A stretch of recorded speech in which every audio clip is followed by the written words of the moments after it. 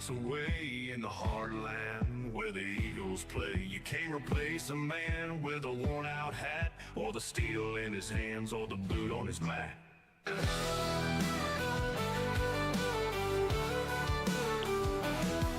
seen the sweat on fields in the morning light, and I'd rather fight than lose that sight. Silver screen costume men with their tails, but I've lived the dirt roads and the hard-packed trails. This is my country, this is my fight. From dawn till the dusk, I'll stand for what's right. Hard work in our veins, pride in our song. We'll hold our ground, it's where we belong.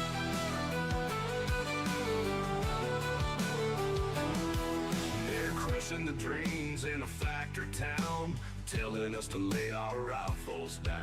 But a country boy's grit, it just won't break, for the roots run deep in the lands we stake. I heard Grandpa's stories about the war and the farm. His legacy beats in the stubborn arm. No sooner the creek can take his flame. As long as I breathe, I'll carry his name. This is my country, this is my fight. From dawn till the dusk, I'll stand for what's right. Hard work in our veins, pride in our song. We'll hold our ground, it's where we belong.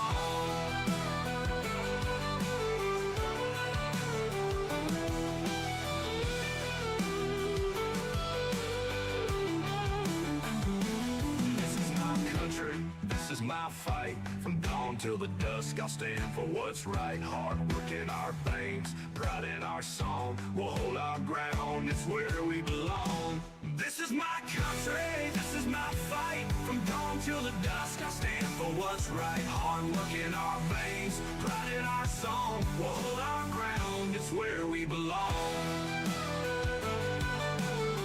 It's where we belong.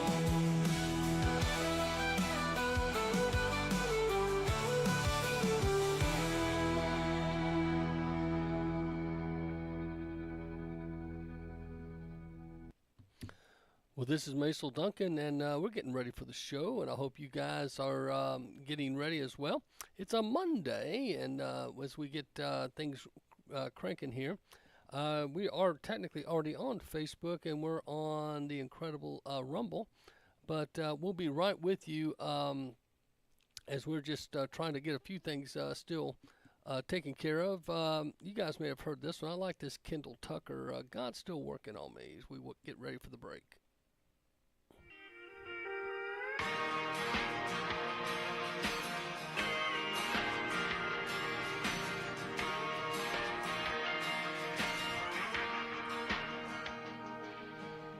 I sat in church the other day, man, how I felt convicted. 'Cause the only thing on my mind is how I wish that I was out there fishing. I'd rather been on the water with a cold one in my hand, watching that bobber while working on my tan. But I guess that wasn't God's plan. Later that evening, a guy cut me off in traffic and flipped me the bird. So I cut him on myself and exchanged me a couple words. I know, but God's still working on me. I'm a hell of a lot better, but not where I need to be. I say God's still working on me. I always pull hard, but know that he'll never leave. I'm a filthy, no good sinner saved by grace. I like a little bit of worship and some joy straight.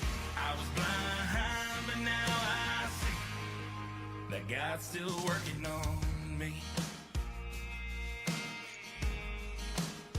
Still working on me.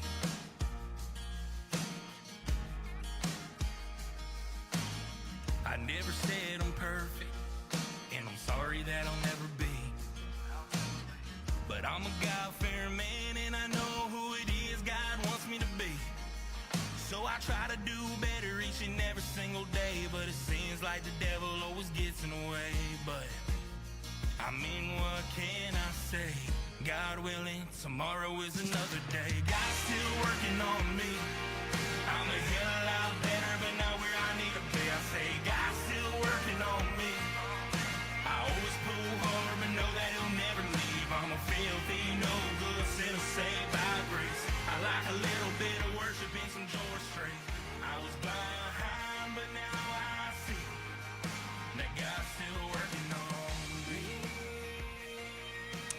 God's still working on me, my friend, and hope He's still working on you as well. This is the Patriot Pastor, Macil Duncan, and welcome to the Patriot Pastor Show here on the USAHeartbeat.com radio and StreetLevelAmerica.com, as well as MacilDuncanRadio.com, and we're broadcasting live here in Chattanooga, Tennessee, my hometown, and we're on the Destiny Life Media and SGM Alabama, the Freedom Network in New Jersey. We're in 32 states, Mexico, and Canada, and we appreciate all that like and share the show and share us on multiple platforms. You can catch us on, if you go to MacilDuncanRadio.com, you can find where all my sites are, and we're got about 150,000 viewers per show. Pretty powerful. God's good. It's a Monday. Don't know what you guys got going on your Monday. So much happening, but I got to tell you, I'm excited. Tennessee is top 5 right now in recruiting. Pretty good stuff. So if you're a Tennessee Vol fan out there, we've got some good news, and I'll play you a little clip here about the recruiting. And some are calling us the underdog darling of the SEC. There are some saying just like LSU came out of nowhere when, of course, they had Burrow at quarterback and surprised the world. They said there's a good chance with our quarterback, there's a chance we just might shock the world as well. We'll see. We'll see. I'm drinking the hopium, okay? Tennessee, we do that with Tennessee fans. That's why I got my big Tennessee orange hat if you're watching. My wife got me. But we'll see what happens. The other thing is Nick Saban was asked what he thinks about Alabama and the upcoming year. And he said they're not used to losing. And he made the comment, you know, with now the 12-game playoff, unlike before, a 1-loss or 2-loss at most. He goes, you know, one time we had a 2-loss and still got in when it was just 4 teams. He said it's going to be interesting and that there's a possibility of 25 teams that could be in the mix, because if you have 12 teams that are, 12 slots, you're going to have a lot of folks. And just like when you only had 4 slots and you had that 4th and 5th team folks were fussing about, when you have 12 slots, there'll be people fussing about the 13th, 14th spot that didn't quite get in, much like many of us feel Caitlin Clark should have been on the Olympic team, but she didn't get on. Que sera. But I thought on that topic real quick, the South Carolina coach made an admission this weekend. I don't know if you heard. She said if Caitlin Clark had played at the beginning of the season like she has played now, no doubt she would have been on the Olympic team. I say this to that coach who's just trying to skate out of all the criticism.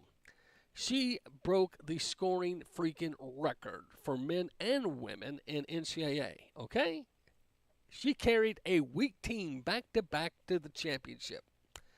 Okay, there's no doubt she belonged on the team, if not one of the best players in the league.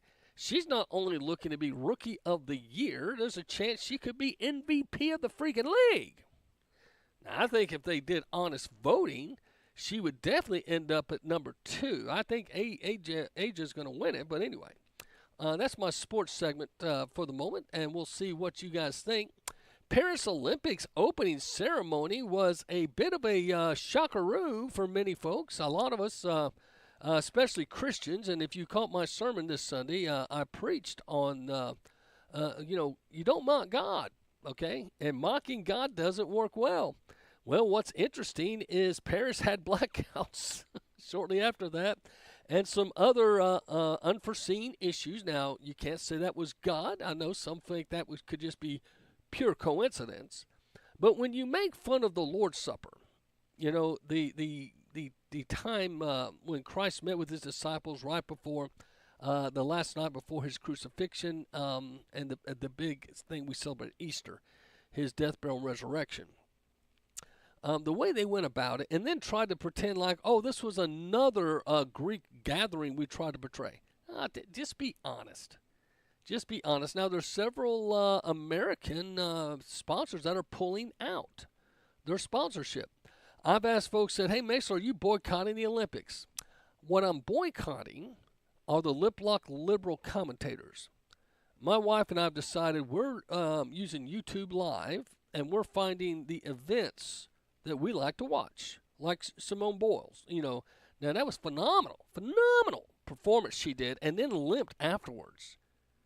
I mean, so, it's not fair to the athletes, I don't think, to do a full-blown boycott and not watch anything.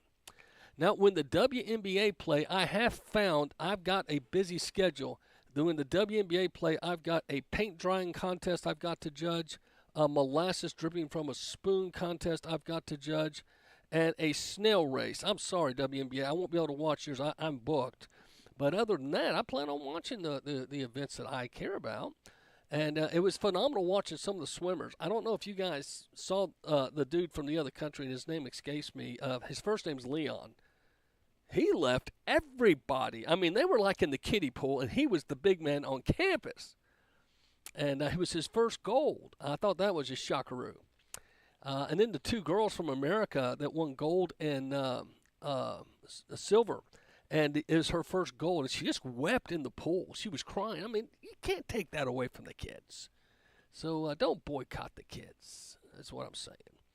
But anyway, we'll talk about that some too. The Olympic opening was a little bit. Israeli forces find bodies from 5 hostages in Gaza, as you guys know. And not to mention, they bombed a playground and killed children and teenagers. Because Netanyahu is here in America. I don't know about you, but all you guys that have sympathies for Palestine and chant that river to the sea stuff, I do not know where you went to mind control school, but you need to get a grip. These guys are bad dudes, and to be bombing children, it's just not acceptable. It's just not acceptable. We'll talk about that a little bit. DOJ accuses TikTok of collecting user data, and I think that's been off and on. I mean, hey, if you choose to use TikTok, that's your thing. I know it's got a lot of cool video and a lot of, I guess they call them social media influencers. Hey, that's your thing. Do it. Some folks like Dunkin' Donuts. Some like Krispy Kreme. Whatever you like, just understand that Facebook's controlled by the American government and TikTok's controlled by the Chinese government. Whichever one you want spying on you, they're both spying. I mean, these are peeping Toms. These smartphones, I'm holding up one right now. It's nothing but a peeping Tom. I've told this before. There's some FBI agent, NSA agent. There's always somebody monitoring what you're saying, what you're doing. It's called Big Brother. If you read the book 1984 and all that good stuff, yeah, we're living it. We're living it. Well, Texas woman wrongfully charged with murder for abortion, and she sues, and that's going to be interesting. I'll play that for you. Black Lives Matters demands virtual snap primary for Democratic nomination. They, the leaders that is, are rejecting Kamala Harris. That's interesting, is it not?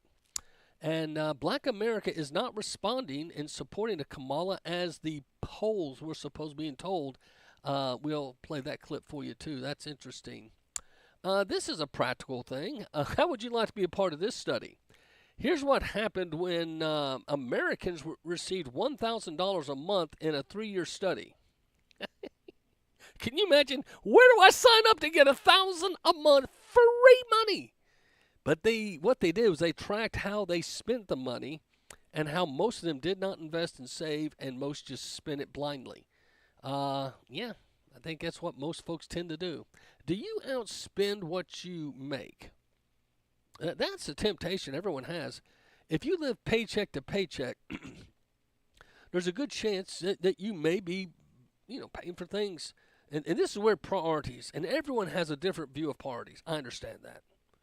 I just thought I'd hit on this real quick. I'm a pastor. I believe in tithing. The first 10% should go to your church. And then you got 90%, because if you can't outgive God, right? So if you give 10% to your church, and I don't know where you go to church. You should give money to the church, because that's just telling God, I honor you. And then be wise. The other 90, you should save. Now, a lot of folks think you should take another 10% and put in savings. Try to live off 80% of your paycheck. 10% to your church, 10% to savings, no matter what. But I think the thing is, because I've talked to some kids, and they'll tell me what they're spending on their apps and the different, and they see those as must priorities. And I'm saying, hey, now let me tell you something. You can get a Crayola and a coloring book if you have to amuse yourself. You don't have to have all these apps, all these games, all these things you pay for. I do know of a young couple that shops at Goodwill. They told me they save on clothes and scrimps so that they can spend more money on their technology. But they're always complaining they don't have enough money to go out to eat or do anything with their family. But they walk around with the biggest, baddest freaking phone in the world. It all depends on what you call a priority. But you really ought to do a checkup from the neck up and ask yourself, what is the most important needs of not just today but tomorrow? What are my finances doing for me, not just today but tomorrow? I say that there's a buddy of mine, Steve R. Johnson, who has a group called Epic. Now, they're taking the summer off, but when they crank back up in the fall, Steve R. Johnson has taught me a lot about financial, like velocity banking. Have you ever heard of velocity banking? I paid a year on my truck in 1 month and saved interest. And you're saying, how did you do that? You ought to go to Epic and talk to Steve R. Johnson and let him train you in Renatus. And it's a lot. It's just practical things. So just thought I'd throw that at you. All right, what we got else here? By the way, do you know stock is down today in McDonald's and iPhone? Now, McDonald's for 2 quarters straight has been down in stock and down in sales. And they've been trying little gimmicks to get folks back, but the Happy Meal ain't that happy these days. And when you can go to a sit-down restaurant and pay the same price you're going to pay for food in a bag, people are saying, waitress, waiter, sit in my car and eating food that I don't know who touched. I think I'll go with this restaurant. Me and my wife went to Wendy's not too long back, and we were going to check on my parents, and we stopped at a Wendy's. We've got just the basic #1 cheeseburger fry, a small drink, and a small Frosty. 30-some bucks. And as he told me the amount, I said, oh my gosh. I went ahead and paid for it, of course. We sat down, and I said, honey, what's sad is we could go to a restaurant. And like Chili's. Go to Chili's. They haven't paid me to say this, but Chili's lunch menu. Have you seen the Chili's lunch menu? You can go to Chili's in Hickson, for instance. I used to go there a lot when the studio was over there. I think for $11.99, you get a cheeseburger that's very delicious, fries, and they give you a third option, be it soup or salad. Okay? $11.99. And if you drink water, $12 and you're out of there. Now, I'd rather that's a much better flavored, and it's much better environment to me than sit in my car for $15 just me from a Wendy's. I'm just saying. I think these guys, something's got to give. I think we're going to start seeing some of this. And I think tomorrow I'm going to bring back the China study I did. Did you know China actually has products now are emulating American products? They've got a brand much like Nike sportswear and tennis shoes. They've got a McDonald's brand. It actually has an M that looks very close and similar to McDonald's. And they said they believe what they have the biggest population, I believe. They're going to take it global. And when they do, American-sponsored, because you got to wonder what Nike's going to do out there in Oregon. I mean, they love sponsoring the Oregon Ducks, and they've got some other things. They may have to relook at some of this because they used to have a partnership with China that was pretty big. If you remember, China and Nike had a deal because they were paying Colin Kaepernick. I don't know if you know this. He was one of the most famous athletes, even though he had been benched in America because him kneeling and it kind of ruined his career. In China, he was the second well-known athlete behind LeBron James for a year. Why? Because they promoted him. The great him and of course LeBron James, when he plays over in China, he stands and puts his hands over his heart during the Chinese national anthem and actually wept. But when the American national anthem, he got on his freaking knees. And that joker is holding the American flag. Not impressed. Buzzing through some of this. Deep-rooted issues, by the way, I'll play for you a clip. There's a principal who actually left the public school system because this principal said, I don't want to put my kid through this. I've watched what it's done to other kids. I'm not putting, so this person quit being a principal in a public school to homeschool. Now that's pretty deep-rooted. We'll see what happens here when I get back. WVMG Chattanooga. You know, there is someone hungry in your world tonight. So as you're seated tonight at your dinner table, enjoying the mashed potato and steak off the barbecue grill, remember that there are many people in our communities, in our world, that are not as fortunate as you are. So please consider donating your time, funds, and food to your local food bank or food pantry. And as you enjoy the barbecue tonight, please remember them. Check on the widows, elderly, and the orphans as well. You can donate in the Appleton, Tennessee area to Appleton Baptist Church. They have a food pantry there that would love your support. And there are many food pantries all over America. We need to feed this nation in more ways than one, but one way that we can literally feed them is with food. Get involved and make a difference. Do you love God and do you love America? If you do, you're going to love this radio show, the Macil Duncan Radio Show, weekdays 3 to 6 p.m. right here at Destiny Life Media, 96.9 FM. You can also hear the show live and archives of the show at streetlevelamerica.com and usaheartbeat.com. Also hear it at macilduncanradio.com, Rumble, X, Truth Social, Facebook, and more. And we're working on growing the show nationwide. The Patriot Pastor of Appleton Baptist Church, he is Macil Duncan on the Macil Duncan Radio Show. We are growing better together all the time. Those are the words of Dr. Steve Ball of Metro Tabernacle Church in Chattanooga, Tennessee. One of the ways that they grow is with life groups. It's very important for you to get connected in a small group so you can develop relationships and hold each other accountable. Dr. Ball says they believe that Metro Tab is growing larger and smaller at the same time. Life groups are an important part in developing relationships with others who share your interests and are dealing with similar life issues. Why don't you get connected? Check out life groups and the many other offerings at Metro Tabernacle Church in Chattanooga, Tennessee. They want to be involved in your life. The address is 2101 West Shepherd Road, just off Highway 153 at the airport exit.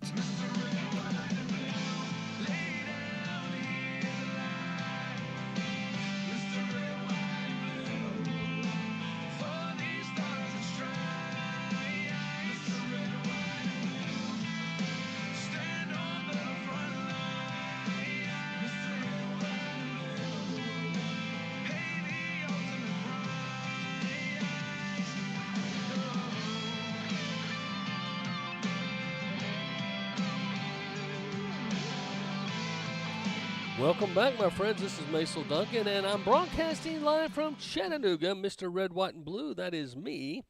Tucker Carlson comments on the 22 million people illegally in this nation, and could this affect our election? The numbers you need to understand. Yale University released a study last week by 3 researchers, all of them liberal, I believe, who concluded that the actual number of illegal aliens in this country is not 11 million. It's north of 22 million. 22 million. Fact 1. Fact 2. The Democratic Party is now, as a matter of policy, calling for the legalization of all illegals in this country. Citizenship voting rights. 22 million new voters. Fact 3. The overwhelming majority of first-time immigrant voters vote Democrat. Fact 4. The largest margin in American presidential history was 17 million votes, 1984 election between Mondale and Reagan.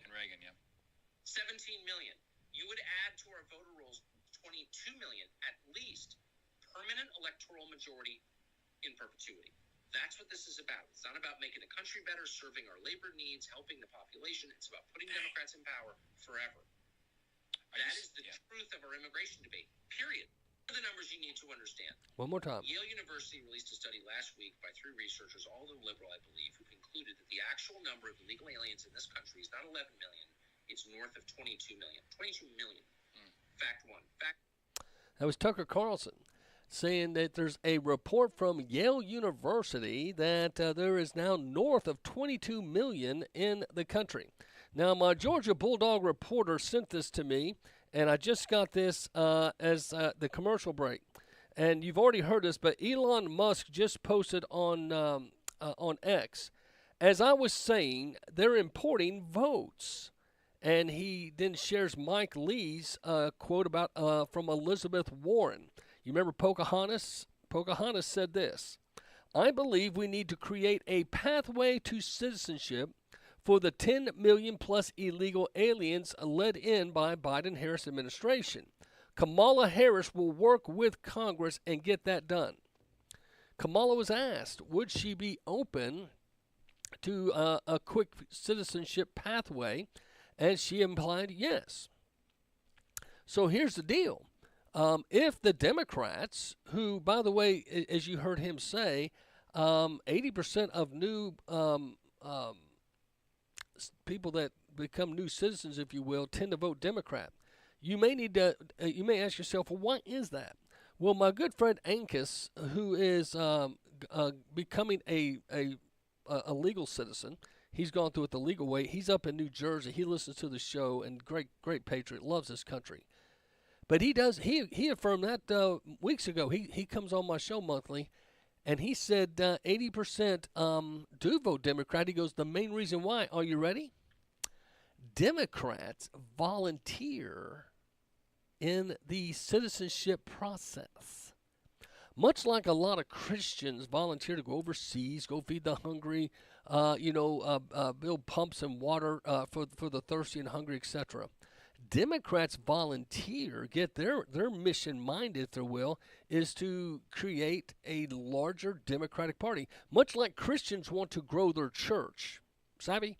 If you're a Christian, you understand this. You're always out there. Now, some churches are very competitive. I was on staff at large churches, and they always gave out a sheet about your numbers. And you talking about pressure. Now, I was fortunately always able to grow a big youth group. I always took youth group and more than tripled it because I was a fun youth pastor, I believe, and I was good about cutting edge. I had a good balance between fun, discipleship, and evangelism. Well, I say that to say the Democrats see they're like evangelizing the country with their Democratic Party. Savvy? For instance, Kamala Harris gained 170,000 new volunteers since she's been placed in as the candidate. You know, she wasn't elected by the people; she was placed in by the anointed ones. A lot of folks are still frustrated with that, including Black Lives Matter. I can play the tape for you later. But with the Democratic Party, see, they focus on the long game. The GOP do not do a good job of this. The Democrats focus on long games. They have long range goals. They don't just worry about 2024. Everything they do for 2024 will affect their plan for 2028, 2032, etc., etc. Republicans, you just hope and pray you can get through maybe an 18-month window or a 6-month window. We need more strategy. That's where Project Heritage Foundation, Project 2025 came out. Now, the reason they're trying to get so exasperated is because this is what the Democrats do. Do you know how many plans the Democrats have with nonprofit organizations like the Heritage Foundation? that their lawyers and those groups are the ones that went after Donald Trump, for instance. And I can't remember the name of it at the moment. But when Donald Trump was being impeached, it was actually a nonprofit organization that set up all these impeachment trials, and they set up these trials in New York, Georgia, etc. And that's one reason they hired non-prosecutors. They went with Nathan Wade in Georgia, and they went with the guy, that wasn't a prosecutor at the DOJ officially, because they knew they can keep some of their records private. See, if you're an official federal prosecutor, all your information has to go into a federal computer, etc. For instance, if we had not had the stupid move of Nathan Wade, if it hadn't been for his hormones, we wouldn't know what we know. But because Nathan Wade was foolish enough to have an affair with Fannie the Wanny Ugly Willis, okay, because of that, he divorced his beautiful wife. If you've ever seen the picture, it's like he traded in a Maserati for a Honda motorcycle. It was just bad move. But anyway, there's Fannie Wanny had power. His wife had beauty, but she had the power. So he submitted to her. And because of that, he divorced his wife.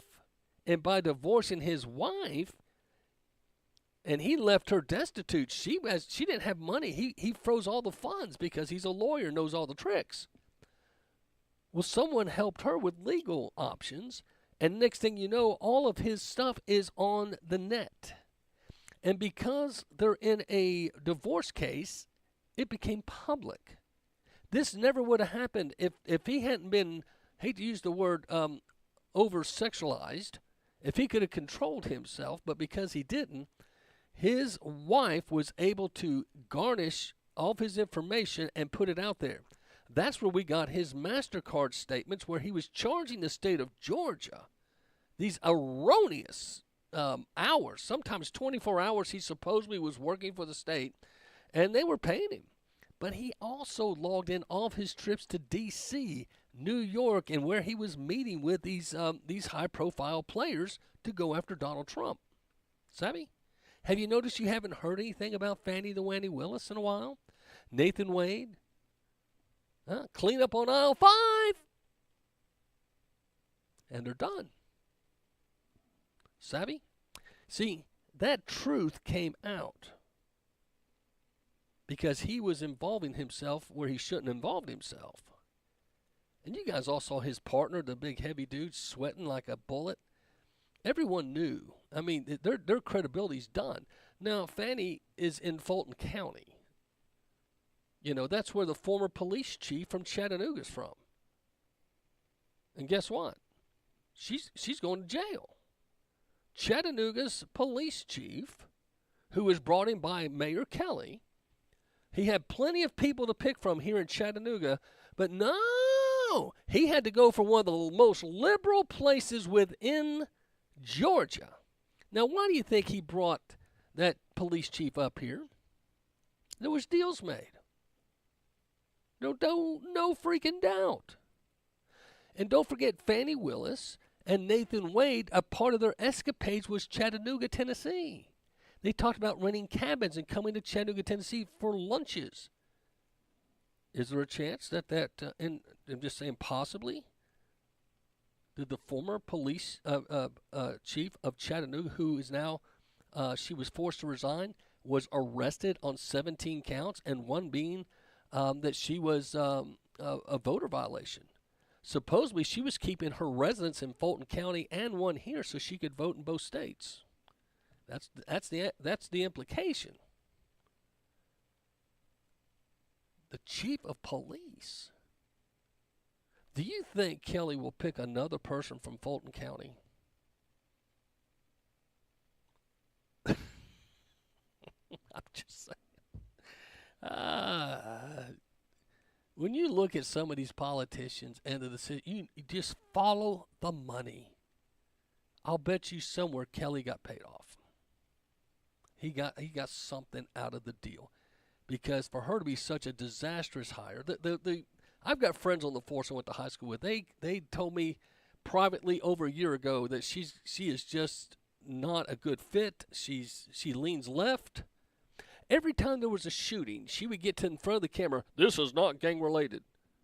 How do you know without an investigation there, sweetheart? And the other thing she would always do is have her picture made with the trans and all the transvestites, but she couldn't come to the prayer breakfast that all the mayors always come to, the police chief, the sheriffs, all the politicians in the area. It's annual every year. She a skipperooed again. I'm just saying. You hang with those that get you where you want to go. Well, that's the interesting thing. I brought this to your attention, but this got a lot of attention, the Paris Olympics. While the Olympics is meant to be a representation of the world coming together, this year's opening ceremony has sparked division, controversy, and a boycott of the Games. The ceremony included a fashion show with a performance that has been called by some a modern recreation of Leonardo da Vinci's famous painting of the Last Supper. The Last Supper refers to the final meal that Jesus Christ shares with his 12 apostles before he was crucified. Drag performers lined the table. A woman sat at the center, which in the Last Supper painting is where Jesus sat. And then a French actor dressed as the Greek god Dionysus, the god of wine and ecstasy, sat on top of the table. Critics of the ceremony say this was a mockery of the Christian faith and are calling for a boycott. Some companies are even pulling their advertisements from the Paris Games over the controversial display. But an organizer for the Paris Olympics says those outraged have it all wrong. Here's some of the reaction. Republican House Speaker Mike Johnson called it shocking and insulting to Christian people around the world. The war on our faith and traditional values knows no bounds today. Fitness coach Jillian Michaels said, "Dear fellow gays, we demand tolerance and respect, but then make a mockery of something sacred for over 2 billion Christians." Hello? This is a fellow gay person saying this was wrong. Jillian Michaels, dear fellow gays, we demand tolerance and respect, but then make a mockery of something sacred for over 2 billion Christians. This type of hypocrisy and lack of understanding is a bad look. We got outraged when the extreme right bashes us, but then we do this expletive. What kind of reaction do you think they'll have towards the LGBTQ community after this? This is not, capital N-O-T, how we break down barriers. It's how you build them up. Pastor salute to Jillian Michaels. I don't think we probably agree on a whole lot, but thank you so much for that statement of truth. Will Israeli forces, they find bodies of 5 hostages? See what you think. Israeli forces recovered the bodies of 5 hostages from Gaza, including a kindergarten teacher and 4 soldiers. The recovery comes 9 months into Israel's war against Hamas. It's believed about 120 hostages are still being held in Gaza, with about a third of those presumed dead. Many families of Israeli hostages are pressing the government to agree to a ceasefire to bring the rest of the captives home. As Prime Minister Benjamin Netanyahu continued his visit to Washington Thursday, U.S. officials expressed optimism. And the sad thing is, they want Israel to stop bombing or stop, but then they can bomb anytime they want. And they just recently, and this was before, they bombed the playground with the children. That's not cool, man. I don't care how you slice or dice that. You don't bomb a playground with children. I mean, that is just that's uncool. It's just not acceptable. It's just not acceptable. And I think a lot of people are seeing that and seeing it for what it is. So we'll be back with some more news here. Let's skip on over here to some of these up here. I think a lot of us, the bishop, did he not, Archbishop, here we are. Archbishop, this was him, not me. Okay, but the Archbishop, oh, come on. Facebook loves to mess with us. It's so slow.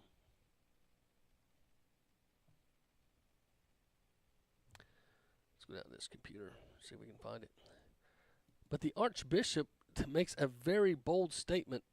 Now, a lot of folks in France, and then they have a little bit more view of some of these things. But the Archbishop Vigano calls Emmanuel Macron's wife a transvestite. And are you ready for this? He mocks Michelle Obama as a muscular man in a wig while condemning the Satanic Olympics. Now, Archbishop Carlo Maria Vigano has once again taken a firm stance against the moral decay of contemporary society, particularly targeting prominent political figures like President Emmanuel Macron's wife and former First Lady Michelle Obama.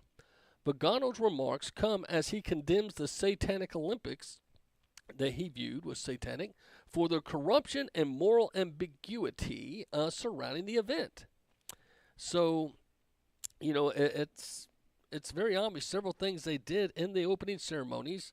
By the way, Jill Biden said it was wonderful, but the golden calf, the mockery of the Lord's Supper, the mockery of the white horse from Revelations of death riding.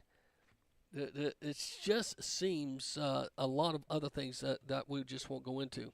But Vigano, he's known for these truth letters, okay? And the appearance of a pale horse resulted in hundreds of social media users stating that it symbolized the pale horse spoken in the book of Revelations, and many think it did. And Revelation 6:8 reads, "As I look and behold a pale horse, and its rider's name was Death, and Hades followed him. And they were given authority over a fourth of the earth to kill with sword, and with famine, and with pestilence, and by wild beast of the earth." Archbishop Vigano, who was recently excommunicated by the Red Pope Francis, who embraces homosexuality, the first pope to do so, for sharing the word of Jesus Christ, he did not hold back in his criticism of Macron, referring that the French leader's wife, Brigitte Macron, is a transvestite, and was not aware of this. The Archbishop also directed his ear towards Barack Obama, describing his wife, Michelle Obama, as a muscular man in a wig. Many call Big Mike because if you go check out the voting record, Michael LaVon Robinson was the registered voter until 2000, I think, and 6, and then that name was changed to Michelle Obama. Go do the research. Michael LaVon Robinson also went to school and was best friends with Barry Soetoro, who you know as Barack Hussein Obama. So they both, their birth names were in their records in college, which has now been sealed. Their records in college, for some reason, have been sealed. For two reasons. One, it seems to be sealing their birth names, but secondly, they both wrote letters and papers on Marxism and communism being the future of America. So this is the interesting thing. If you go check that out, please try to prove me wrong. Please, please, please, please try. Would love for you to educate yourself. Educate yourself. But way to go. That was a pretty bold step for the Archbishop to do that. One of the borders are Kamala Harris's illegal shoots a Texas police officer. Early Sunday morning, police in San Antonio, Texas, responded to a home after reports of domestic violence incident.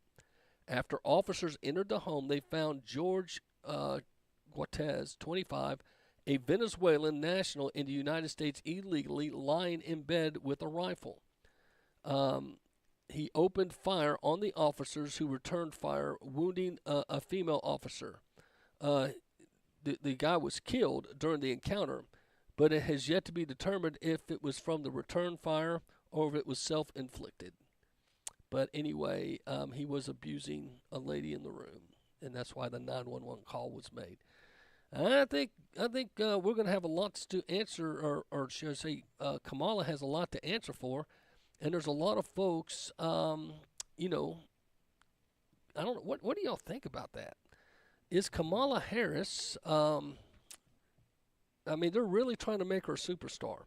She went from being disliked to supposedly this beautiful, wonderful person in all of 8 days. And the media called VP Harris border czar 3 years ago.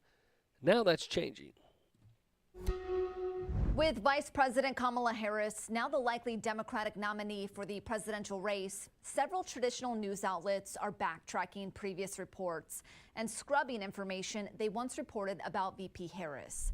The biggest scrubbing attempt we found was the title of border czar, given to Harris by Republicans and the media quickly after President Biden's announcement. In March of 2021, roughly 2 months after President Biden was sworn into office, he appointed Harris to work with Mexican and Central American leaders to help find the root causes of migration from Central America to the United States. I've asked her, the VP today, because she's the most qualified person to do it, to lead our efforts with Mexico and the Northern Triangle and the countries that help. We're going to need help in stemming the movement of so many folks stemming the migration to our. So a lot of people are trying to say, oh, that she was never the border czar. Au contraire, my friend. Kamala Harris was never Biden's border czar? Well, here's what she really did.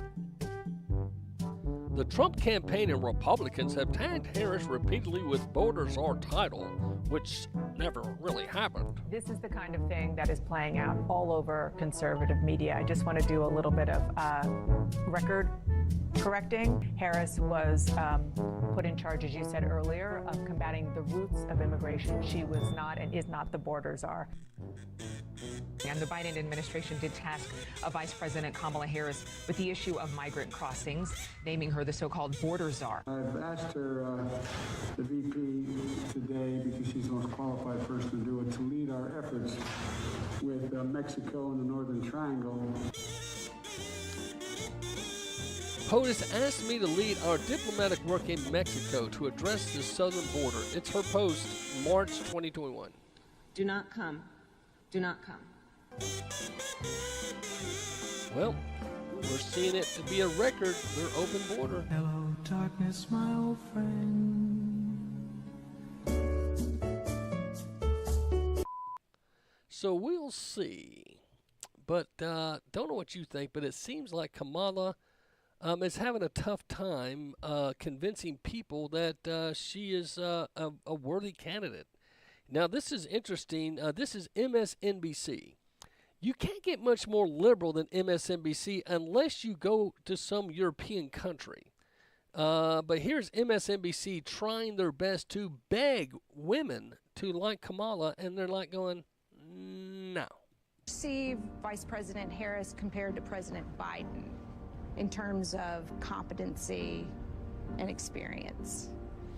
I think she's worse. She doesn't even know what's going on at the border. Is there anyone that Kamala Harris could appoint as her vice president that you would find reassuring, would make you consider voting for her? No. Never consider voting for her. No. I would know RFK Jr. way before her. Same. No. I would know RFK Jr. way before her. I would know RFK Jr. way before her. RFK Jr. way before her. RFK Jr. way before her. RFK Jr. way before her. Same. Absolutely. When do you think America will have a female president? When there's a competent one. I don't get a good feel for her. I think she's an idiot. Right. Why? I think she's an idiot. Right. I think she's an idiot. I think she's an idiot.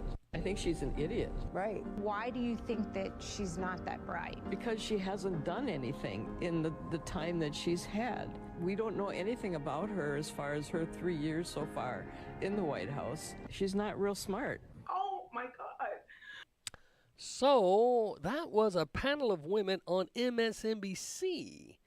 And the host looked shockarooed, and she kept trying to bait them into saying something positive about Kamala. And they basically said they would rather vote for JFK, Robert Kennedy Jr. That's going to be the battle, I think, once all the smoke settles. I like what Charlie Kirk said. Charlie Kirk said it's kind of like a sugar fix. Have you ever seen your kids, you give them a lot of sugar, they get real high, they get a sugar fix, and they get real excited, and then eventually the sugar crash, and they kind of crash. He thinks that's what's happening to the Democratic Party right now. They were so down on Joe, but now they got the sugar fix of Kamala, and they're all excited. But it looks like in time, we believe it'll crash, especially as they start comparing not just Kamala to Trump, but Kamala to Robert Kennedy. Interesting. I'll be back.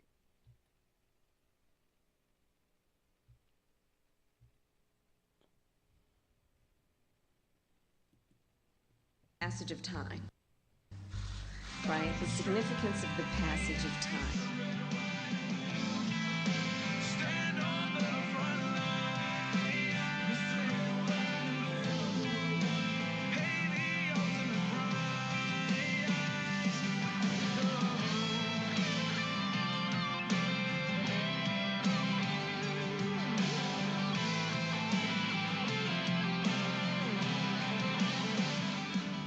This is a test. This is Macil Duncan. Just calling in to leave Dave a message of thank you so much.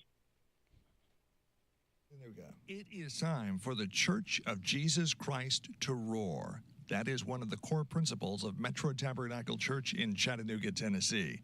Their mission is to restore the roar in the body of Christ by establishing a foundation of faith in the Word of God through the power and demonstration of His Holy Spirit. They will reclaim the original intent of God for the church through training, equipping, releasing believers, and raising up leaders who will carry the roar of the Lion of the tribe of Judah to build strong local churches. And we all need that. You can find out more information by going to their website, myroar.org. Metro Tabernacle Church is located at 2101 West Shepherd Road, the airport exit off of Highway 153 in Chattanooga. Let's roar.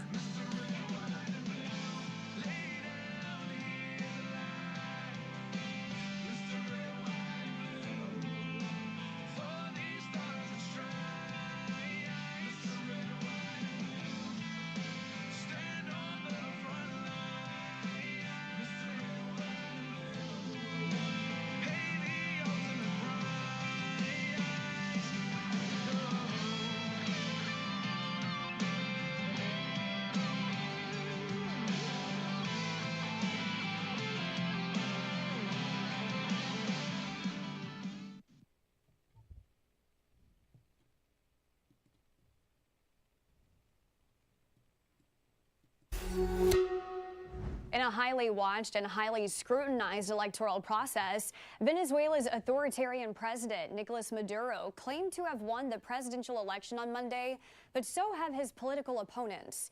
With 80% of votes counted, Maduro is said to have won with more than 51% of the vote, leading electoral authorities to declare him the winner. However, the opposition claims candidate Edmundo Gonzalez had received 70% of the vote against Maduro's 30%, and Gonzalez said all rules were violated. The opposition is demanding electoral authorities present all the voting tallies issued by the voting machines to verify the results. The United States and multiple regional nations have also voiced skepticism about official results handing victory to Maduro.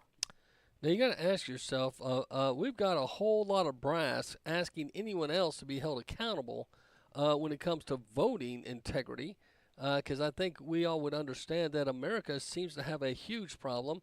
And the Federalist put a majority of likely voters believe here in America the 2024 election will be tainted by cheating, a survey finds. A majority of voters, these are registered voters, Democrat and Republican independents, are concerned that the 2024 elections will be marred by cheating. This is the Federalist, if you want to go check it out. A new survey released by Rasmussen reports and the Heartland Institute finds 62% of likely voters are concerned that cheating will affect the outcome of the 2024 election.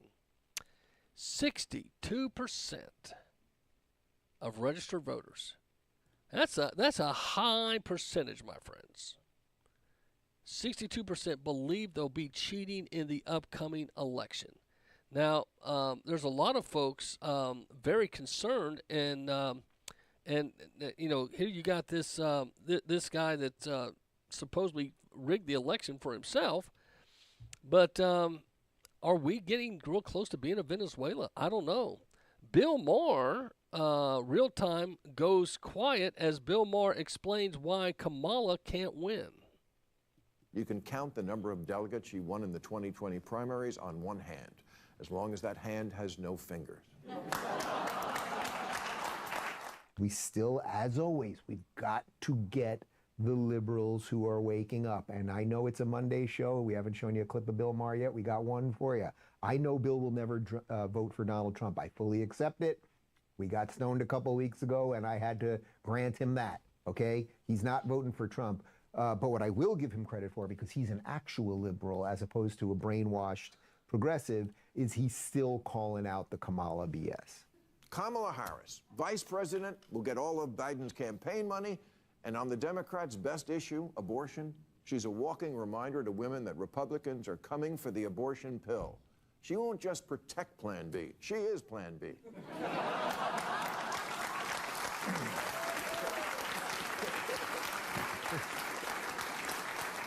And as a former prosecutor, Kamala was putting criminals in jail back before liberals decided that was a bad thing. And now that CVS is locking the shaving cream behind plexiglass, Democrats are coming around to her again.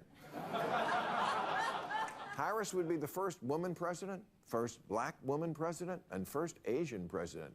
But I don't vote for who will be the first. I vote for who will win. And for whatever reason, Harris has never been popular. You can count the number of delegates she won in the 2020 primaries on one hand, as long as that hand has no fingers.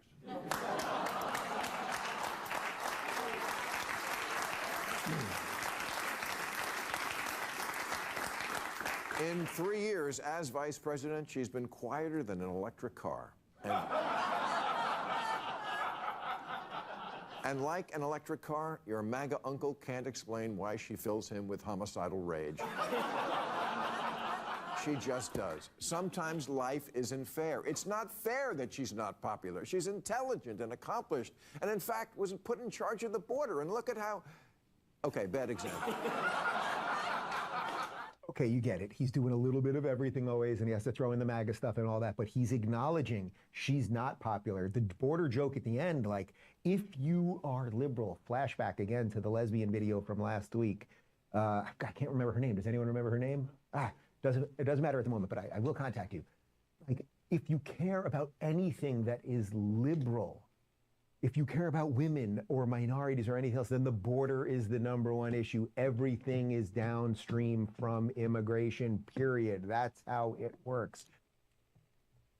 And that's how many feel that's the election will be. And so Kamala is going to have a tough time selling herself. Now, some people just don't understand. She has a unique way of communicating. Some feel it might be a secret language, but some of us just call it crazy laughter.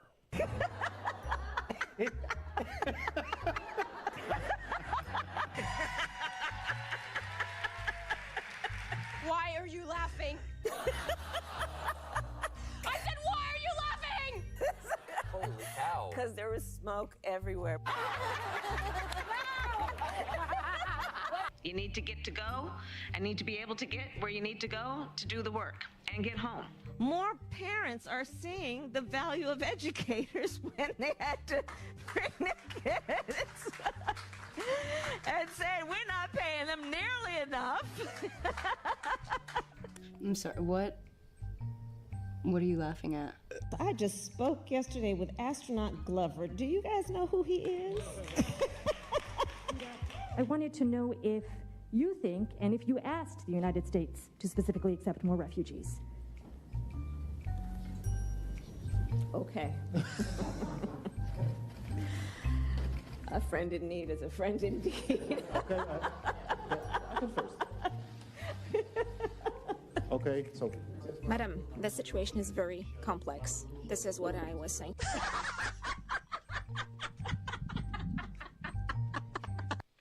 I don't know. I mean, hey, I'm glad she enjoys life, but she just seems to laugh off serious issues. And I don't know. I just don't know, my friend. She seems very, I don't know. I see her as very incompetent from what I see. But we'll see. Here's Trump's take on her.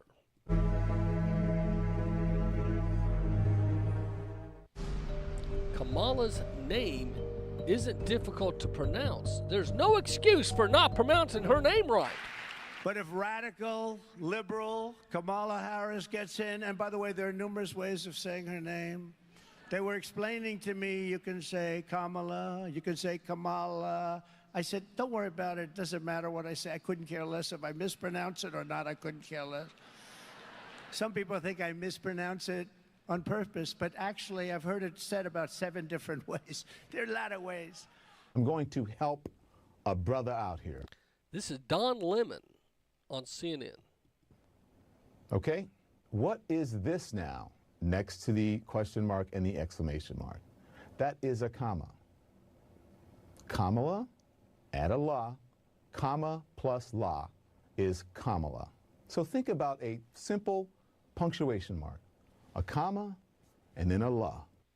So Don Lemon, who is a very extreme liberal, he's far left, he's a homosexual man of color, hates Trump, hates white people. He said that, and of course he got fired from CNN. But anyway, he's explaining how to say Kamala. Kamala. Okay, so anyone that mispronounces that is a racist, according to them. Let's keep listening. Kamala. So easy. Democrats see racism in the GOP mispronunciation of her name. He asked me what I wanted, most importantly. I told him I wanted to be the last person in the room before he made important decisions. That's what I asked Kamala. Important decisions. That's what I asked Kamala. That's what I asked Kamala. That's what I asked Kamala. That's what I asked Kamala. Ooh, is Joe Biden a racist? He called her Kamala. You heard him. That's what I asked Kamala. Democrats see racism. I'm asking for your trusted support in 2020 for Kamala and me. For your trusted support in 2020 for Kamala and me. 20 for Kamala and me. 20 for Kamala and me. For Kamala and me. For Kamala and me. For Kamala and me. California delegation here are also here, along with several city and state leaders. But as Kamala said, that's what I asked Kamala. Will you pronounce your name for me, please? It's Kamala. Kamala. Yeah, just think of like a comma and add a la. Not on my watch. So the person that mispronounces her name the most is actually Biden. Is he a racist? Don't forget, he's the one that said he didn't want to send white kids to the jungle, meaning with kids of color back in the day. So it's going to be interesting to see how that all plays out. Many see her to have 0 accomplishments. This is Fox News Business, and they bring in the governor of Florida, and he's pretty straight. Florida's Governor Ron DeSantis accused the media of whitewashing Kamala Harris's record on crime. Roll that. Now what you see is all the arteries of the left, the corporate media, Hollywood, academia. They're using all the king's horses and all the king's men to try to put the Democratic Party back together again. And they have to whitewash Harris's background to be able to make her palpable to the American people. But I think we've all seen her. I mean, she's incredibly vapid, even more incredibly liberal, and she doesn't have any accomplishments. So I think he's right. And it's kind of like they are putting together the Democratic Party again and trying to raise some kind of expectation there. The last time Kamala ran for president in 2020, this was her in a debate at MSNBC. Who here would abolish their private health insurance in favor of a government-run plan? All right. Just, Kamala and Bernie Sanders have their hand raised. No one else. Biden didn't, Buttigieg didn't, the others. Kamala and Bernie Sanders immediately raised their hands that they would abolish your private insurance for a government-run insurance.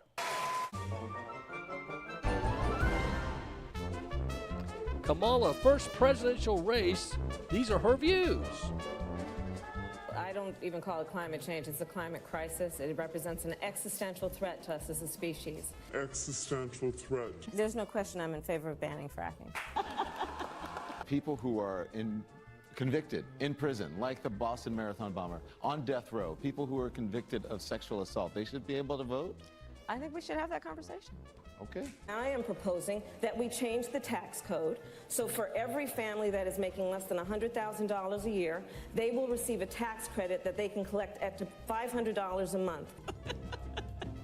So you support giving universal health care, Medicare for all, to people who are in this country illegally?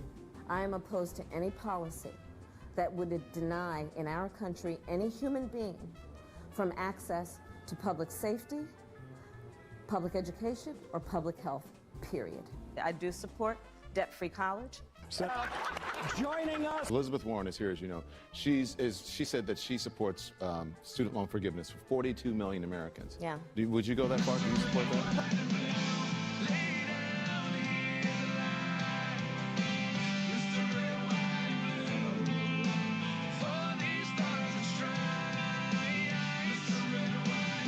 Can you guess?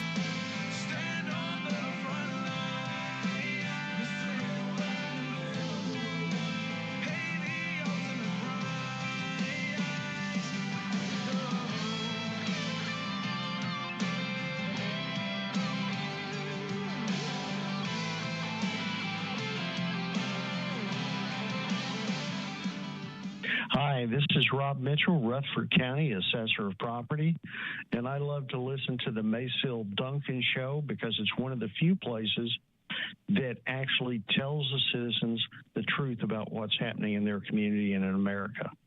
I know that when I listen to Macil's show, I'm hearing the truth, and I'm hearing an honest man give an honest opinion.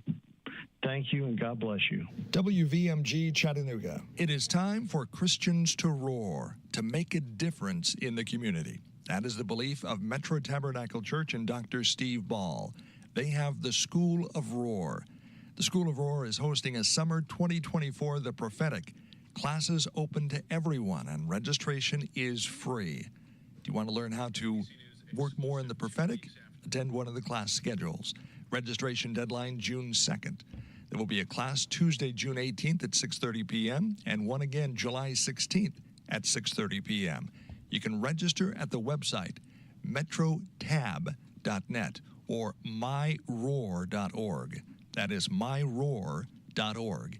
It is time for the church to roar. 917society.com, led by Joni Bryan from Nashville, funds the National Education Order 108447 in 1959 that declared Constitution Day in public schools, and that's something we sorely need. More than 1 million kids last year got a free copy of the Constitution, and this year's goal is 2 million kids. Imagine that. The Constitution in the hands of 2 million American kids. On September 17th, all public schools are to distribute and educate students on the Constitution of the United States. If you'd like to help out, 917, that's 917society.com, led by Joni Bryan of Nashville, Tennessee. And remember, the goal this year, 2 million copies of the Constitution in kids' hands. And you can help. Again, the website, 917society.com. Jesus said, "You do it unto the least of these, and it's as if you were doing it unto me." There are many hungry people in our communities. The Apison Food Bank feeds over 3,000 people every month, and they could use your prayers. In these troubling times, the number of clients they are serving is increasing. You can make a donation today. Go online to ApisonBaptist.com. ApisonBaptist.com.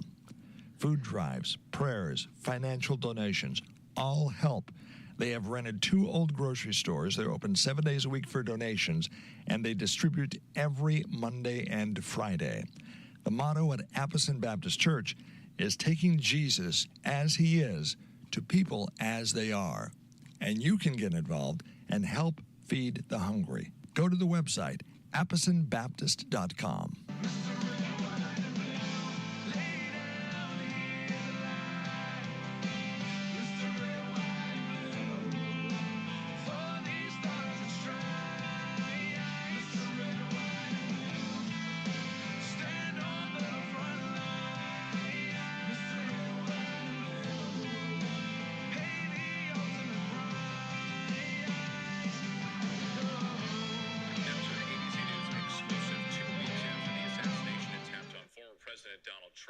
We're hearing from some of the local SWAT team members who were on duty during Trump's rally in Pennsylvania. ABC senior investigative correspondent Aaron Katersky joins us now with more. And Aaron, this was quite a revealing interview. We hope so, Whit. And these are the SWAT team members who were assigned to take up positions in defense of former President Trump in Butler, Pennsylvania. And they told us they had no communication with the Secret Service until after the gunfire started. The SWAT team saw the shooter. They recognized him as suspicious, even took pictures of him. None of the concerns, though, had a chance of reaching decision makers before Trump took the stage because of what these men and women described as failures of planning and communication. We were supposed to get a face-to-face briefing with the Secret Service snipers whenever they arrived, and that never happened. So I think that was probably a pivotal point where I started thinking things were wrong, because that never happened, and we had no communication with the Secret Service. You had no communication with the Secret Service at all on that Saturday? Not until after the shooting. And by then? It was too late. So that is the SWAT team, local SWAT team in Pennsylvania on ABC News. Now, ABC News, they lean left, but they're being, in a way, fair, I think, on this situation. It's appearing that the government is hiding information. I think we're finding out that there's no way the kid did this by himself. We're also seeing the very plausibility of multiple shooters, not just a kid on the roof, a guy in the water tower, etc. So the Daily Wire has this. It says the Daily Wire, snipers were suspicious of Trump rally gunman 90 minutes before he opened fire. The man who attempted to assassinate former President Donald Trump earlier this month was identified by law enforcement as suspicious more than 90 minutes before he shot at Trump. And this is newly revealed text messages. Text messages obtained by Senator Chuck Grassley and shared with New York Times show and counter sniper flagged 20-year-old Thomas Matthew Crooks as suspicious at 4:26 p.m. before his shift at the Pennsylvania rally ended. Crooks would go on to open fire on Trump, striking the former president's ear at 6:11. Okay, injured during 2 other rally attendees, and killing 50-year-old Corey Comparto. Someone followed our lead and snuck in and parked by our cars. Just so you know, a group text between counter snipers and the local police response read, according to the Times. He said he wanted to make Crooks aware that law enforcement was in the area. And here's another quote. I'm just letting you know because you see me go out with my rifle and put in my car, so he knows you guys are up there sitting to direct right of the picnic table about 50 yards from the exit. Roger that, someone responded. Now later at 5:10 p.m., about an hour before the attack, Crooks was photographed by law enforcement outside of a building owned by AGR International. 28 minutes later, the counter sniper shared photos of Crooks in the group chat and discussed telling Secret Service according to messages, but Secret Service would not reply. Kid learning around building we are in AGR. I believe it is. I did see him with a rangefinder looking towards stage. FYI, if you want to notify Secret Service snipers to look out. I lost sight of him, one officer wrote. Call it to command and have a uniform check it out, another responded. At 6:11 p.m., crooks opened fire on Trump on the rooftop of AGR building, narrowly missing his head, striking his ear. Counter snipers responded by killing crooks. In body camera footage after the shooting, an officer says, "I'm trying to figure out how this guy got here." In a footage obtained by Grassley, crooks can be seen lying dead in the background with a pool of blood alongside that appears to be the rifle that was used to attack. Another officer in the video says crooks fired his rifle at least 8 times. Looks like 8 times, the officer said, pointing out the shell casings. 8 shell casings. How did he get 8 shots off? 1, 2, 3, 4, 5, 6, 7, 8. At least 8 shell casings is what they found on the rooftop. Okay, now this is just being honest.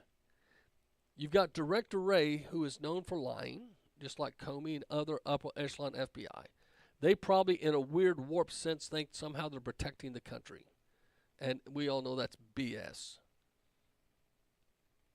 So what these SWAT guys are doing, they're saying, hey, they didn't communicate with us. They didn't tell us. You know, we try to communicate with them. They did not communicate with us. Now, here is the full interview with the SWAT team, ABC News. Now to an ABC News exclusive on the assassination attempt on former President Trump. For the first time, we're hearing from members of the Pennsylvania SWAT team that took up positions to defend the former president. ABC News senior investigative correspondent Aaron Katersky has the latest. I remember standing in the parking lot and talking to one of the guys, and we just became part of history. Not in a good way.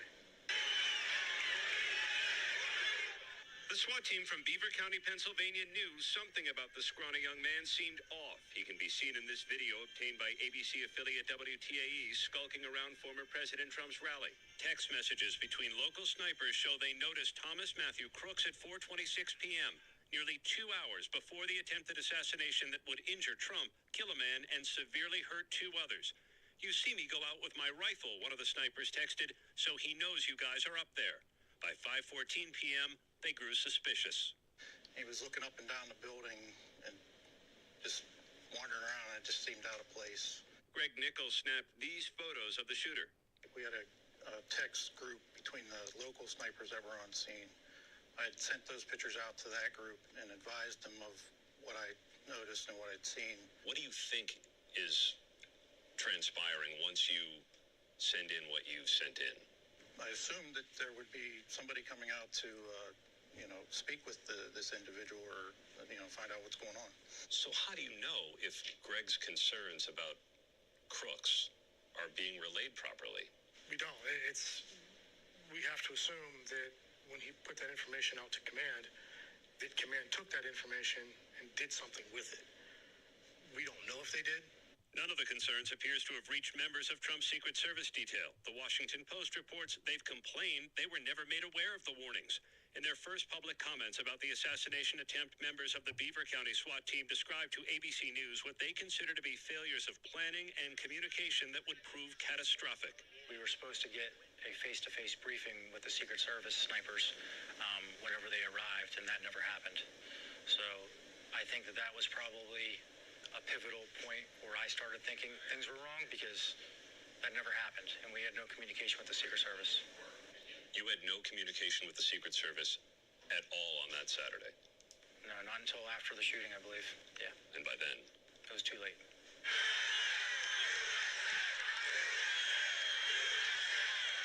The Secret Service declined to respond directly, but told ABC News the agency is committed to better understanding what happened and is offering complete cooperation with ongoing investigations. The suspect is directly above us.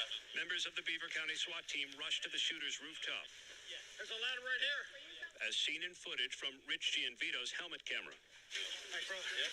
So we had access through that ladder, got up onto the roof. And as you're scrambling onto that roof, you don't know for sure whether he's dead or alive, or whether you'll encounter fire. At that point, no. So what are you prepared? Are you prepared for a firefight at that point? Well, we're prepared for anything at that point because at this time we're unsure. Give you a solid perimeter. Get guys prepped to clear the building. He encountered the shooter's bloodied body some 400 feet from the stage. The team believes it did everything it could have to thwart the attack, but accepts its share of failure. I think we all failed that day. How so? Life was lost. Yeah. People died. And if there's anything that we could have done to stop that, we should have done.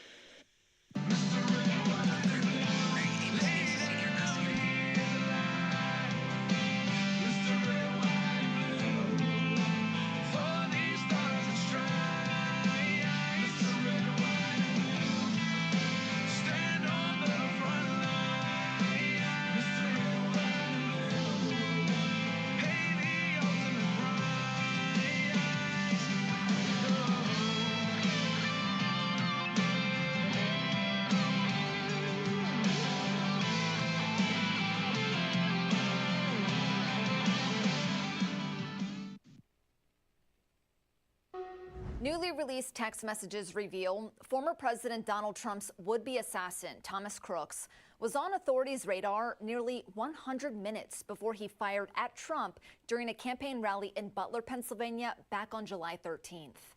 The New York Times received the text messages from the office of Iowa Senator Chuck Grassley and verified them. The first text was sent from a local police countersniper at 4:26 p.m. that day.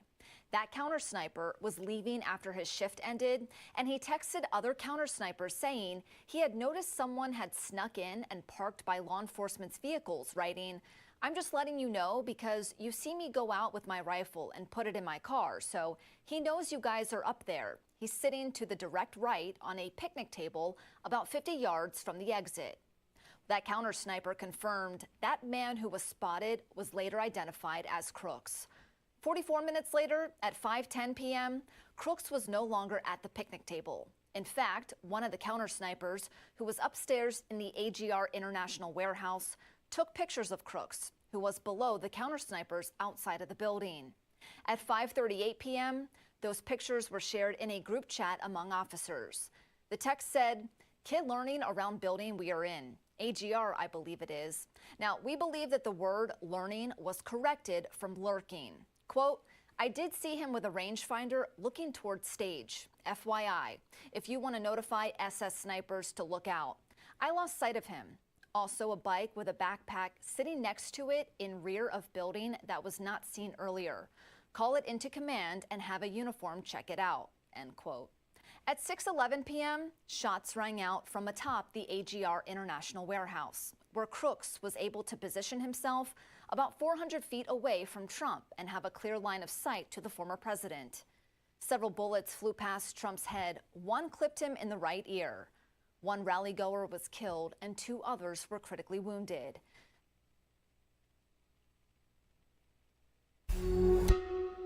With Vice President Kamala Harris now the likely Democratic nominee for the presidential race, several traditional news outlets are backtracking previous reports and scrubbing information they once reported about VP Harris.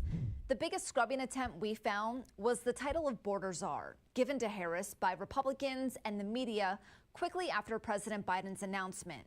In March of 2021, roughly 2 months after President Biden was sworn into office, he appointed Harris to work with Mexican and Central American leaders to help find the root causes of migration from Central America to the United States. I've asked her, the VP today, because she's the most qualified person to do it, to lead our efforts with Mexico and the Northern Triangle and the countries that help us. We're going to need help in stemming the movement of so many folks stemming the migration to our southern border. So we have, welcome back, my friends. The news breaks there from, we appreciate Straight Arrow News partnership there. Interesting.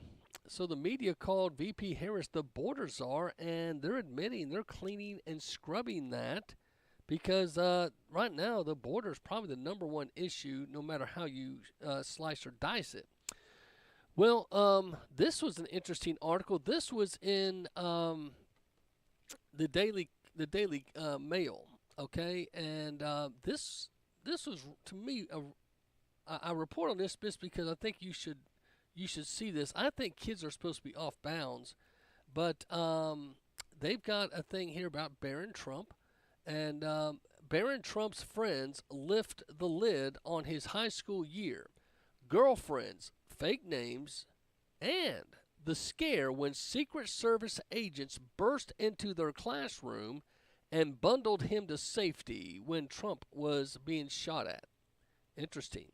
Barron Trump was shadowed by Secret Service, attended classes under an alias, and was subject to a total social media blackout to keep the 6'9" student safe throughout the high school. Daily Mail has an exclusive.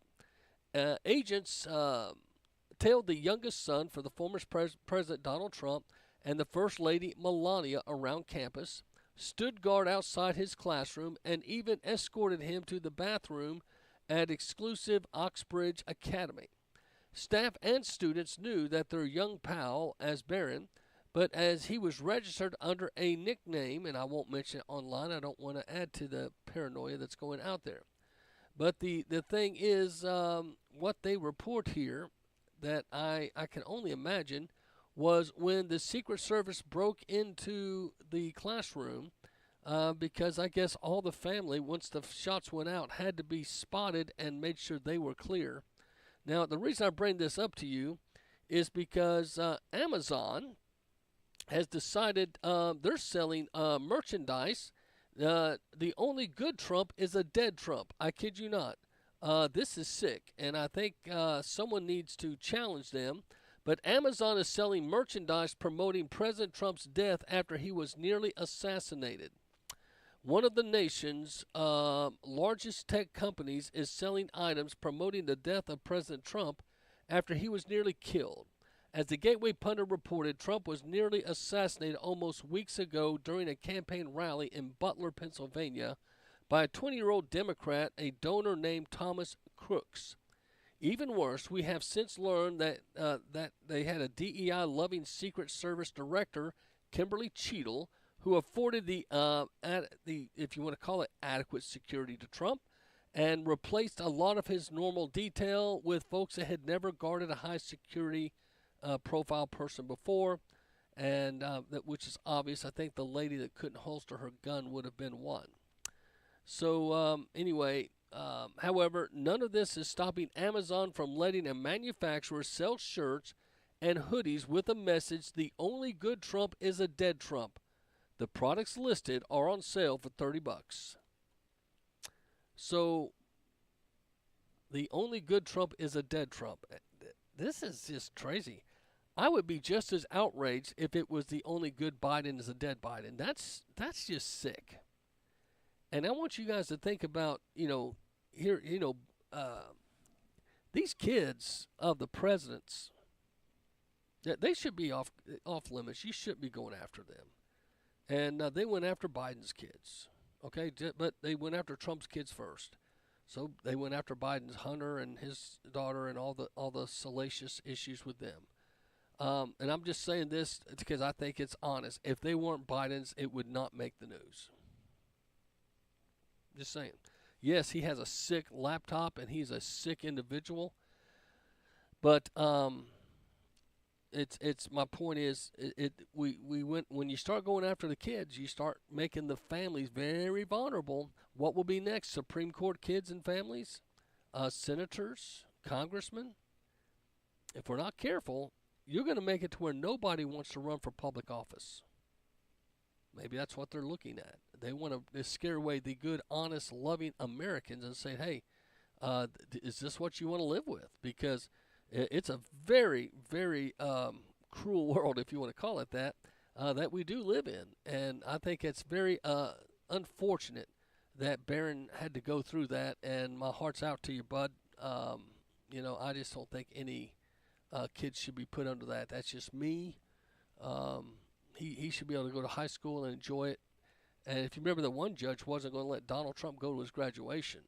He got a lot of backflack on that, so that was changed, and we appreciate that. Well, the other thing is we've got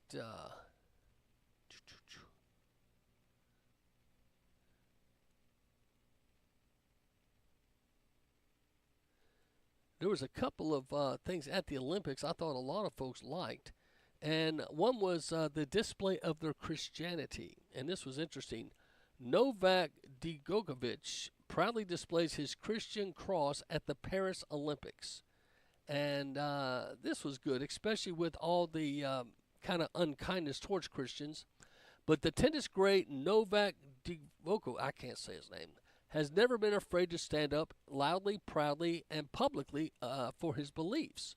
In 2022, he was banned from competing in multiple matches in the United States, including the U.S. Open, because he refused to take the jab. You guys remember that? He was also deported from Australia before the Australian Open for being unvaccinated. Now, after a shocking display of his Christian anti-sentiments marred the opening of the 2024 Paris Olympics, he is making a very public display of his religious convictions. And by his cross necklace and etc. And he's making sure he puts it on in such a way that the cross is hung very proudly and very noticeably. So way to go. That's refreshing to see that. I personally think that he's saying, hey, I am not going to let the world dominate my values, my views, and my character. I'm still the same in before and after the Olympics. Also, an Olympic skateboard user uses sign language to share love of Jesus Christ. In 2024, Paris Olympics is underway with tons of viewers and tons of people. Amid the darkness, however, there has been a light, if you will, at the Olympics. 16-year-old Brazilian skateboarder Rosa Leal shared a Bible verse in a sign language after winning bronze in the women's street skateboarding final. So she chose to go stealth, if you will, and shared her beliefs with sign language. And there's probably kids and adults that do sign language and saw that and said, "Hey, that is pretty cool." We'll see what you think when we come back. This is the Macil Duncan Show. Don't forget, you can call in and leave us a note why you love America and why you love the Macil Duncan Radio Show. You can call 629-282-1776. That's 629-282-1776. 629-282-1776. Now, we'll be back, and also want to mention my book to you. But before we go, I thought I would play one more time for you. This is Bill Maher on why he thinks Kamala won't win. The number of delegates she won in the 2020 primaries on one hand, as long as that hand has no fingers. We still, as always, we've got to get the liberals who are waking up. And I know it's a Monday show. We haven't shown you a clip of Bill Maher yet. We got one for you. I know Bill will never vote for Donald Trump. I fully accept it. We got stoned a couple weeks ago, and I had to grant him that, okay? He's not voting for Trump. But what I will give him credit for, because he's an actual liberal as opposed to a brainwashed progressive, is he's still calling out the Kamala BS. Kamala Harris, vice president, will get all of Biden's campaign money, and on the Democrats' best issue, abortion, she's a walking reminder to women that Republicans are coming for the abortion pill. She won't just protect Plan B. She is Plan B.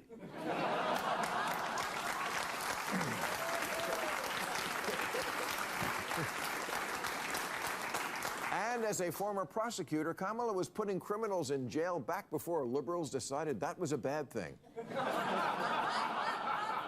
And now that CVS is locking the shaving cream behind plexiglass, Democrats are coming around to her again.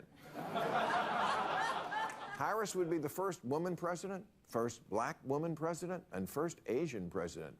But I don't vote for who will be the first. I vote for who will win. And for whatever reason, Harris has never been popular. You can count the number of delegates she won in the 2020 primaries on one hand, as long as that hand has no fingers.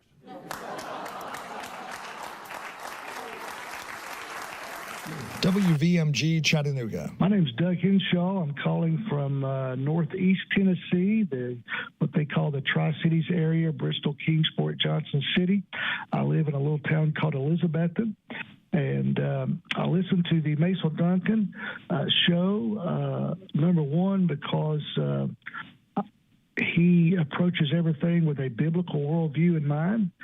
And by saying that, I mean he really seeks and researches to try to find the truth about a matter and the motivation of why people do what they do, and just seeks the truth. And his sources are very reliable sources that he depends upon, and he just gives us the world through the biblical lens of a biblical worldview. That's number one reason why I listen to the show. And I love America because of our founding and our freedoms that we share. We live in the greatest country in the world, and we need to really pray and fight for what we have, and to move back towards what makes us great as America, and that is our founding and what we believe in, a belief in God. And so I love the Patriot Pastor show, now the Macil Duncan show. I listen to it on a regular basis. And I pray for the show and pray for Brother Macil. It is time for the Church of Jesus Christ to roar. That is one of the core principles of Metro Tabernacle Church in Chattanooga, Tennessee. Their mission is to restore the roar in the body of Christ by establishing a foundation of faith in the Word of God through the power and demonstration of His Holy Spirit. They will reclaim the original intent of God for the church through training, equipping, releasing believers, and raising up leaders who will carry the roar of the Lion of the tribe of Judah to build strong local churches. And we all need that.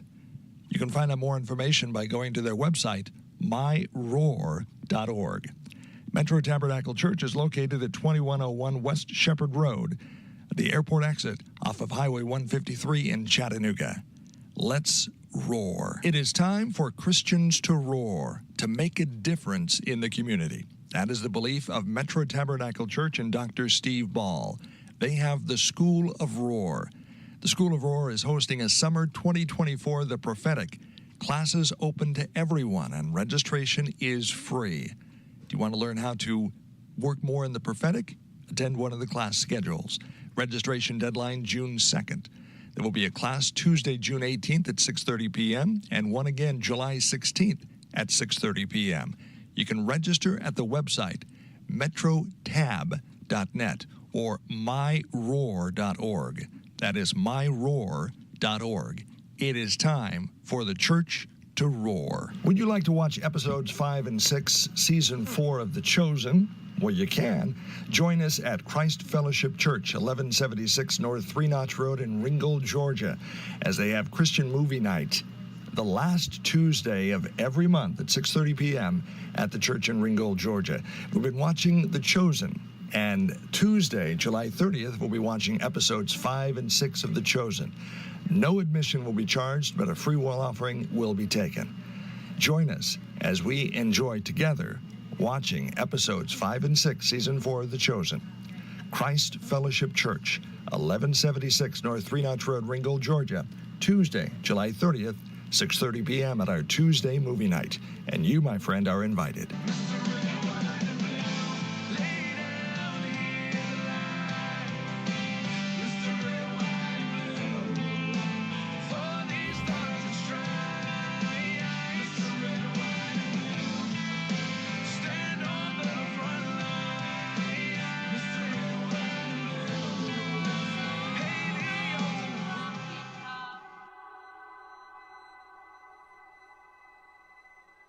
Down in the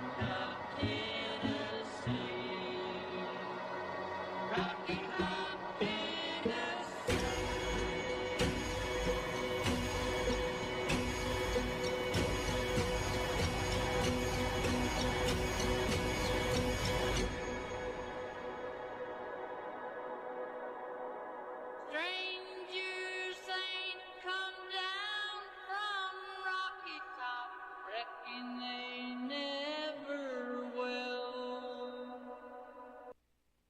How about that, my friends? Rocky Top will always be home sweet home to me. Got my Tennessee hat on because Tennessee has climbed to number 5 in the football recruiting and possibly got room to be 4 or 3. Check out Josh Pate on Tennessee. I like this guy, and I like what he says about my team. Tennessee's on fire right now, and I would suggest you pay attention to Tennessee because more commits are coming. They have the number 5 class in the country right now. And I know that you pay a lot of attention to Ohio State. You pay a lot of attention to Alabama. You pay a lot of attention to Georgia. You pay a lot of attention to Texas. You need to be paying attention to Tennessee. Tennessee is not viewed as an elite recruiting outfit right now. Tennessee's not viewed as an elite program because they're not. They're neither of those things. They have not been. They haven't been an elite program for a long time. They haven't been an elite recruiter for a long time. They can be both. Nothing in the past 25 years has changed in this sport fundamentally that would ever prevent Tennessee from being what they once were. The only thing that has stood in Tennessee's way is Tennessee. Tennessee may be getting out of Tennessee's way. Even further, Tennessee may be figuring out how to put the collective power of Vol Nation, if you will, into the sails of the program. So the last 3 weeks, what have they done? Well, they've grabbed 3 top 150 kids. More are coming. I don't want to get specific. It's irrelevant. Tennessee fans know who I'm talking about, and if you're a Rutgers fan, you don't care. But they have more commits coming. George McIntyre is a kid you're looking at B-roll of right now. Plays just down the road, actually, at Brentwood Academy. He's a quarterback committed for that class.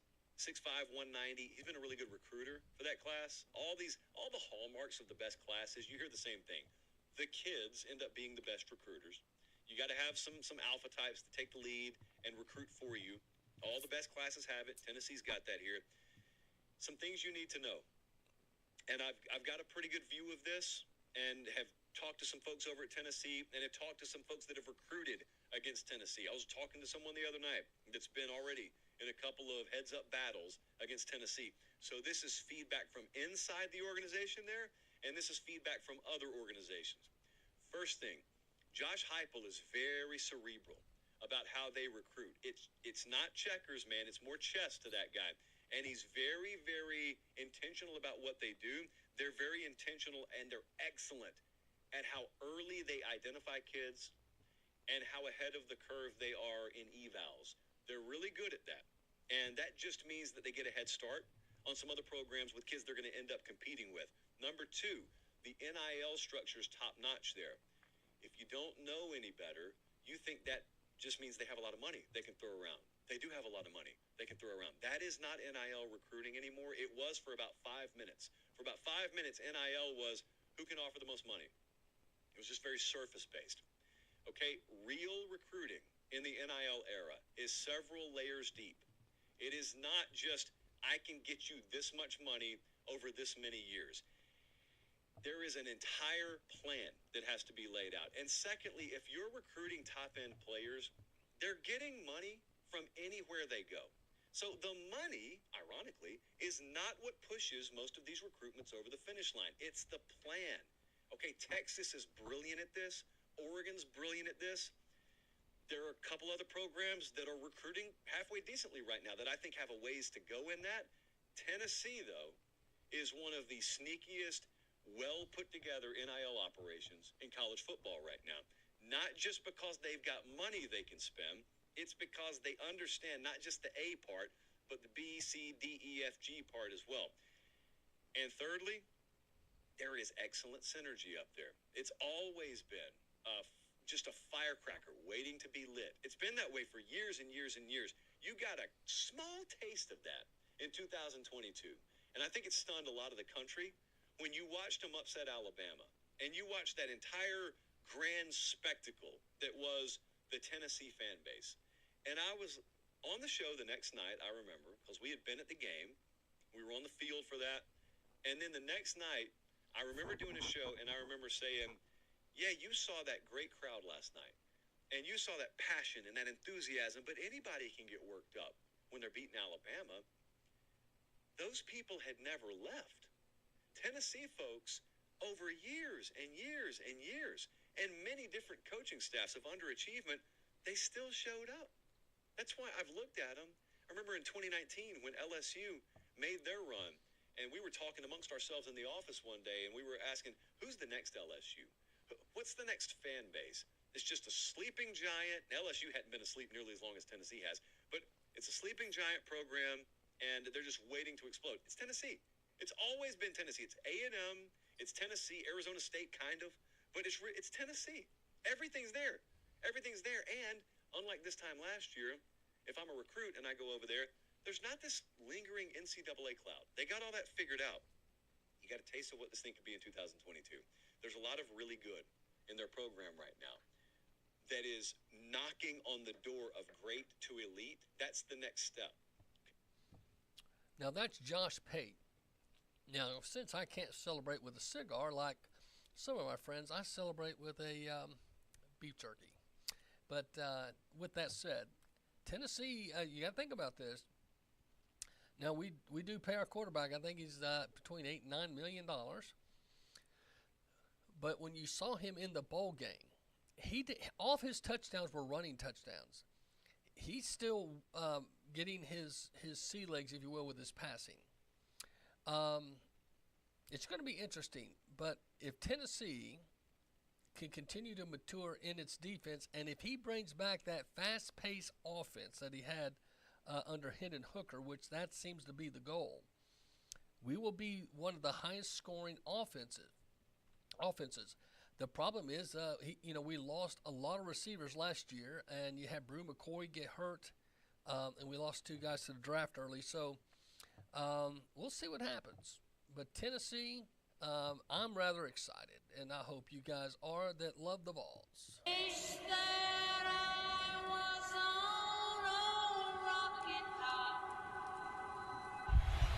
Hooker throws, end zone, touchdown! Cedric Tillman! Down in the Tennessee hills. Got a man out there. Oh, what a catch! Diving catch by Keaton. Ain't no smoky smoke on Rocky Top. Pressure up the middle. And Jaden Daniels never had a chance. Ain't no telephone bills.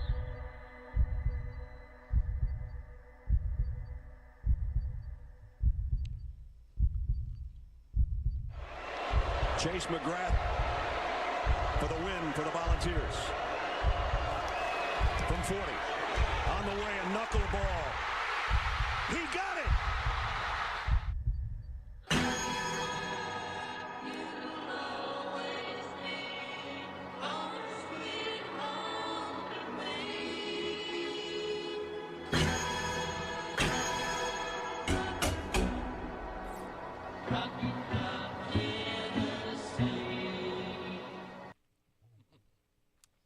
Well, again, can't smoke a cigar. I'll just eat me a beef jerky in honor of what's going on. Tennessee could be a big upset. We'll see what happens. But anyway, moving on. How many of you have heard homeschooling? I met with a homeschooling mother today. She came up and took a tour of the Appleton Food Pantry. She has a group of 125 kids. And she heard how we have homeschool kids that come up to the food pantry, but also to our church. We have a homeless ministry where we help take food and resource bags downtown to the homeless people. But anyway, this principal was, and I'll let you hear the interview, left being a principal and said, I'm going to homeschool my kid. Now, this is a principal in public school, and said, I've seen and I've heard too much. I don't want my personal child going through what I had to administrate as a principal. Check this out. This is with Fox and Friends. A former school principal sounded the alarm on the state of education in America, saying the system suffers deep-rooted issues. Last year, educator and mom of 3, Mandy Davis, decided to quit her job as a school principal and focus on homeschooling her children instead, saying she was concerned over bias in the classroom and a mass exodus of qualified teachers. In recent years, some 300,000 public school teachers have left their profession. Former Principal Mandy Davis joins us now. Mandy, thank you for being here. You're a principal at a private school. It took some time to get to that level, and yet you decided to focus on your home and homeschooling there. What's happening in education that had you make that change? Sure. I think there's so much happening today that just especially us as parents need to be aware of. I talk a lot about the current teacher shortages because it affects so much. It's causing larger class sizes with the rise of discipline and behavioral issues in the classroom and a shortage of teachers. That's not the type of balance we want to see.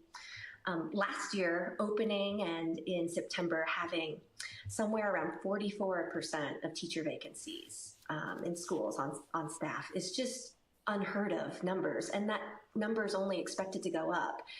And what's concerning as a parent is wondering who's going to come into those roles. And we're already seeing dozens of states moving towards changing certifications and licensure required to try to grow this pool of teachers.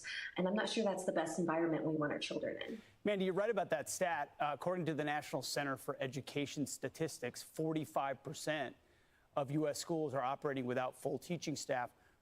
The question then is why? Why are teachers leaving early or not joining the profession? Sure, and I think that's the second thing that needs to concern us as parents. And even as a former educator, that was something that sounded the alarm for me. When teachers are saying, I need to leave because I feel unsafe, because there are so many curriculum changes, because I can't have support of my admin and essentially feeling out of control in their own classroom, that's a reason for concern and a reason to look in as to what is happening in our schools today.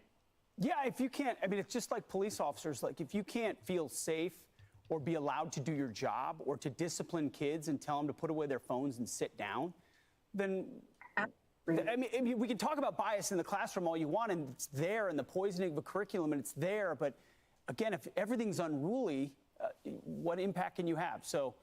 And you saw that as a principal. Absolutely. Just being in education, and ultimately there are so many hands in education and in our school system, but really the hands that should matter most should be those of the parents. Bingo, we have a winner. The hands that should matter most are the hands of the parents. Now, this is Prager University, and why neo-Marxism is a threat to family and faith. Check this out. Background, I was a former educator, and now I'm on the other side of it where I'm a mother, and I can't tell you how many times I've heard teachers say to me, you know what, Marissa, please just bathe your kids, pick them up from school, feed them, bring them to school the following day. In many schools, they don't even assign homework anymore because they say that, all the schoolwork, all the education of a child needs to happen in the school, and mom and dad if it's a mom and dad, can raise the kids and then drop them off again. And so there really is a huge separation that we're seeing within the building of a family unit. And what we saw, I guess the silver lining, many said, of the COVID situation was many parents were unaware what their kids were listening and reading and being taught. teachers had strategically for the last 10 years quit sending home homework.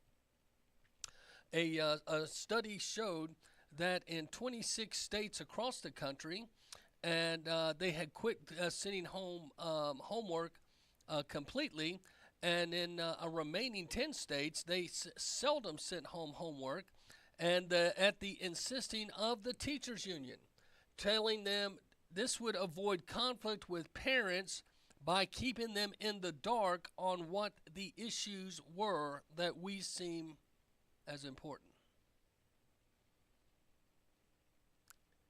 Teacher unions.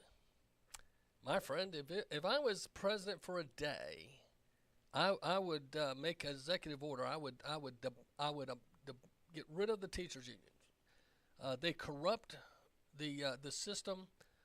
They're nothing but money grabs for the upper elites, and then they'll filter down, and they've completely warped a generation of teachers.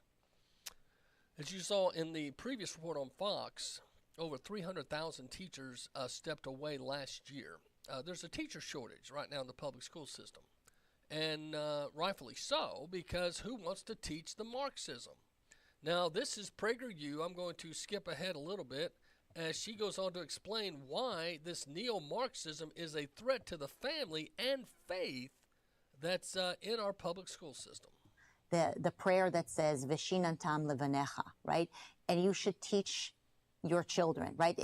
We put in our mezuzah on our doorpost the Shema and the V'ahavta, so that we're reminded. My kids will walk by and they'll kiss it every single day, and they're taught in school to kiss it every single day. And when I see them kiss it, it reminds me that it is my job to teach our kids our values. But the state and our education system is actually telling us to do the exact opposite. Right. I think that you've really put your finger on probably the central issue, which is that in a traditional society, the main thing that children are taught is first to honor their parents. I mean, like in first grade, when my children go to school, all of first grade is built around the teachers in the school telling the children, okay, here's a contest. How did you honor your parents yesterday? How did you honor your parents today? Honoring your parents, that emotional stance of my main responsibility as a child, my main responsibility is to make sure that my parents feel my gratitude, that they feel like I'm trying to help them. That's extremely different from any kind of liberal educational system.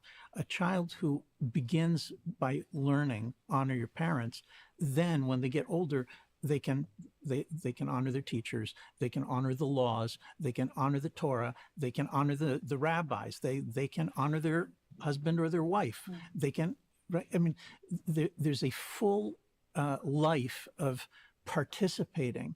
And of course, you're not forced to keep participating. You can move to a different place or a different kind of community. But the ability to honor people that you didn't select yourself, right? Like let's say you serving in the army, you're going to have commanders, and you don't get to choose them.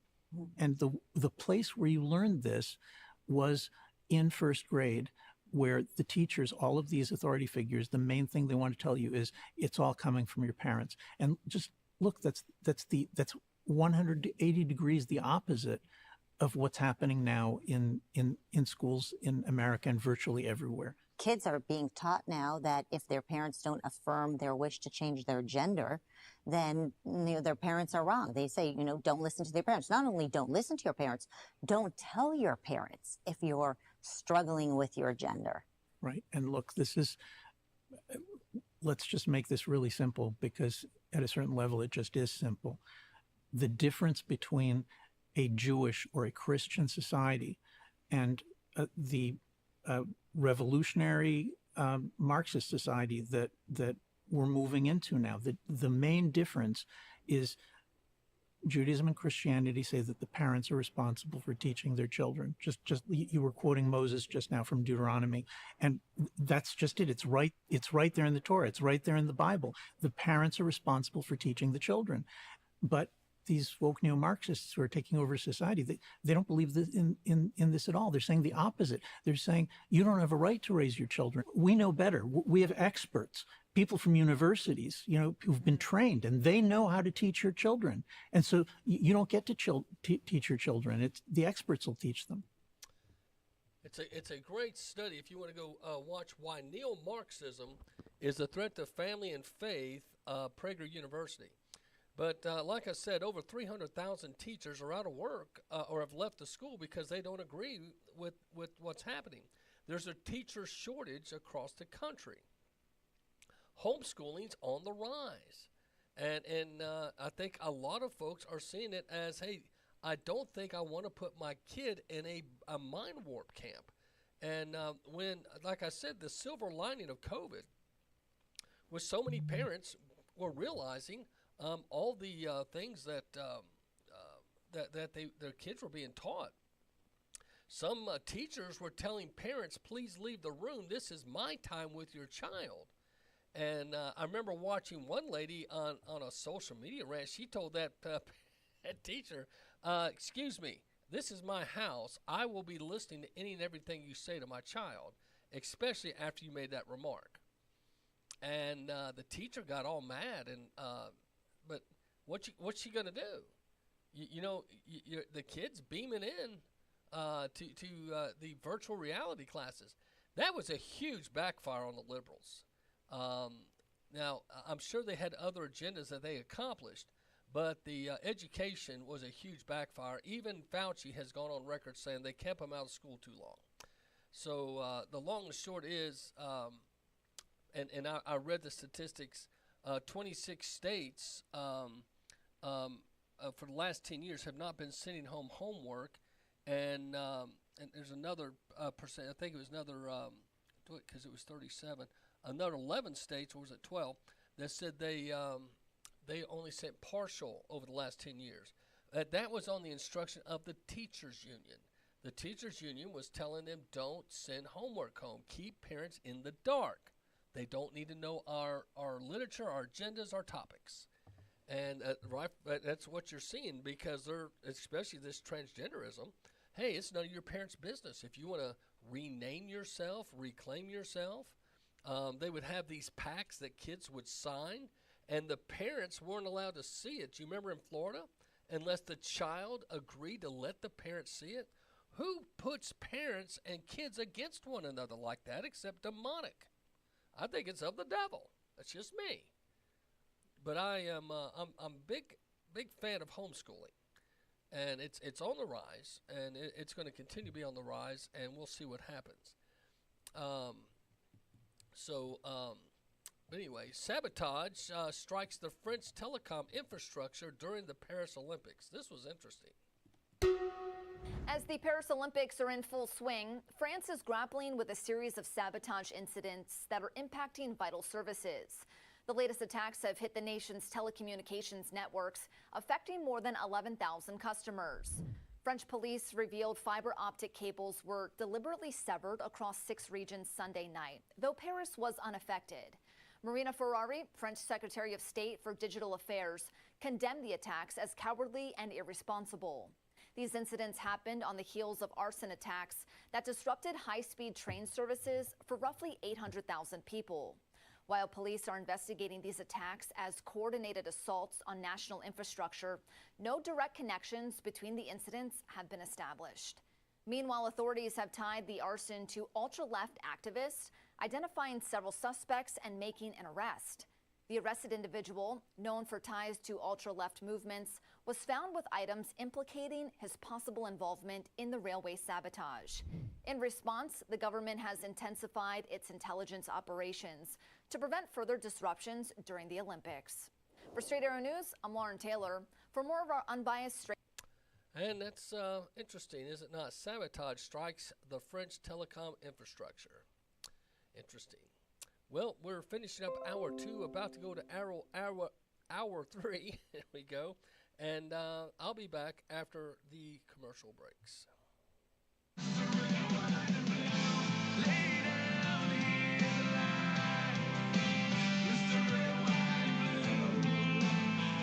these stars are strong.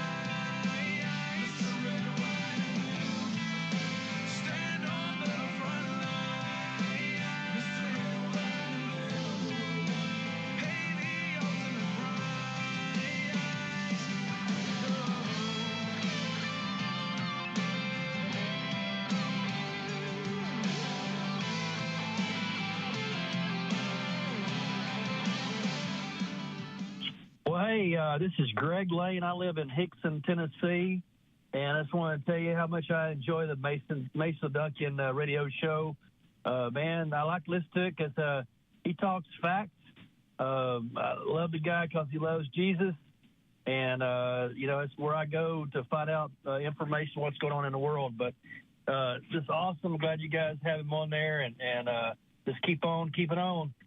We love Macil Duncan. This is Greg Lane from Hickson, Tennessee. WVMG Chattanooga, 917society.com, led by Joni Bryan from Nashville, funds the National Education Order 108447 in 1959 that declared Constitution Day in public schools, and that's something we sorely need. More than 1 million kids last year got a free copy of the Constitution, and this year's goal is 2 million kids. Imagine that. The Constitution in the hands of 2 million American kids. On September 17th, all public schools are to distribute and educate students on the Constitution of the United States. If you'd like to help out, 917, that's 917society.com, led by Joni Bryan of Nashville, Tennessee. And remember, the goal this year, 2 million copies of the Constitution in kids' hands. And you can help. Again, the website, 917society.com. Jesus said, "You do it unto the least of these, and it's as if you were doing it unto me." There are many hungry people in our communities. The Appleton Food Bank feeds over 3,000 people every month, and they could use your prayers. In these troubling times, the number of clients they are serving is increasing. You can make a donation today. Go online to appisonbaptist.com. appisonbaptist.com. Food drives, prayers, financial donations, all help. They have rented 2 old grocery stores. They're open 7 days a week for donations, and they distribute every Monday and Friday. The motto at Appison Baptist Church is taking Jesus as he is to people as they are. And you can get involved and help feed the hungry. Go to the website, appisonbaptist.com. You know, there is someone hungry in your world tonight. So as you're seated tonight at your dinner table, enjoying the mashed potato and steak off the barbecue grill, remember that there are many people in our communities, in our world, that are not as fortunate as you are. So please consider donating your time, funds, and food to your local food bank or food pantry.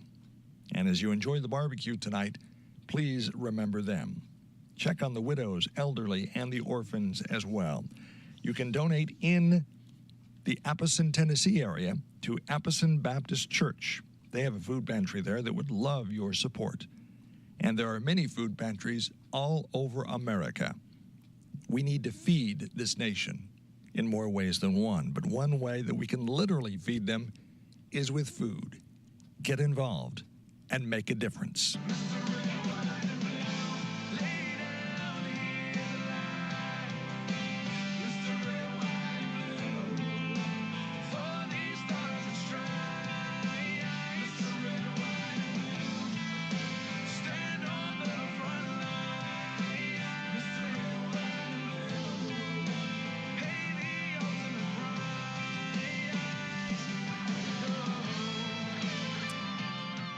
Macil Duncan, and welcome back to the show here in Chattanooga, Tennessee. Broadcasted live on USAHeartbeat.com, StreetLevelAmerica.com, MacilDuncanRadio.com, and DestinyLifeMedia.com.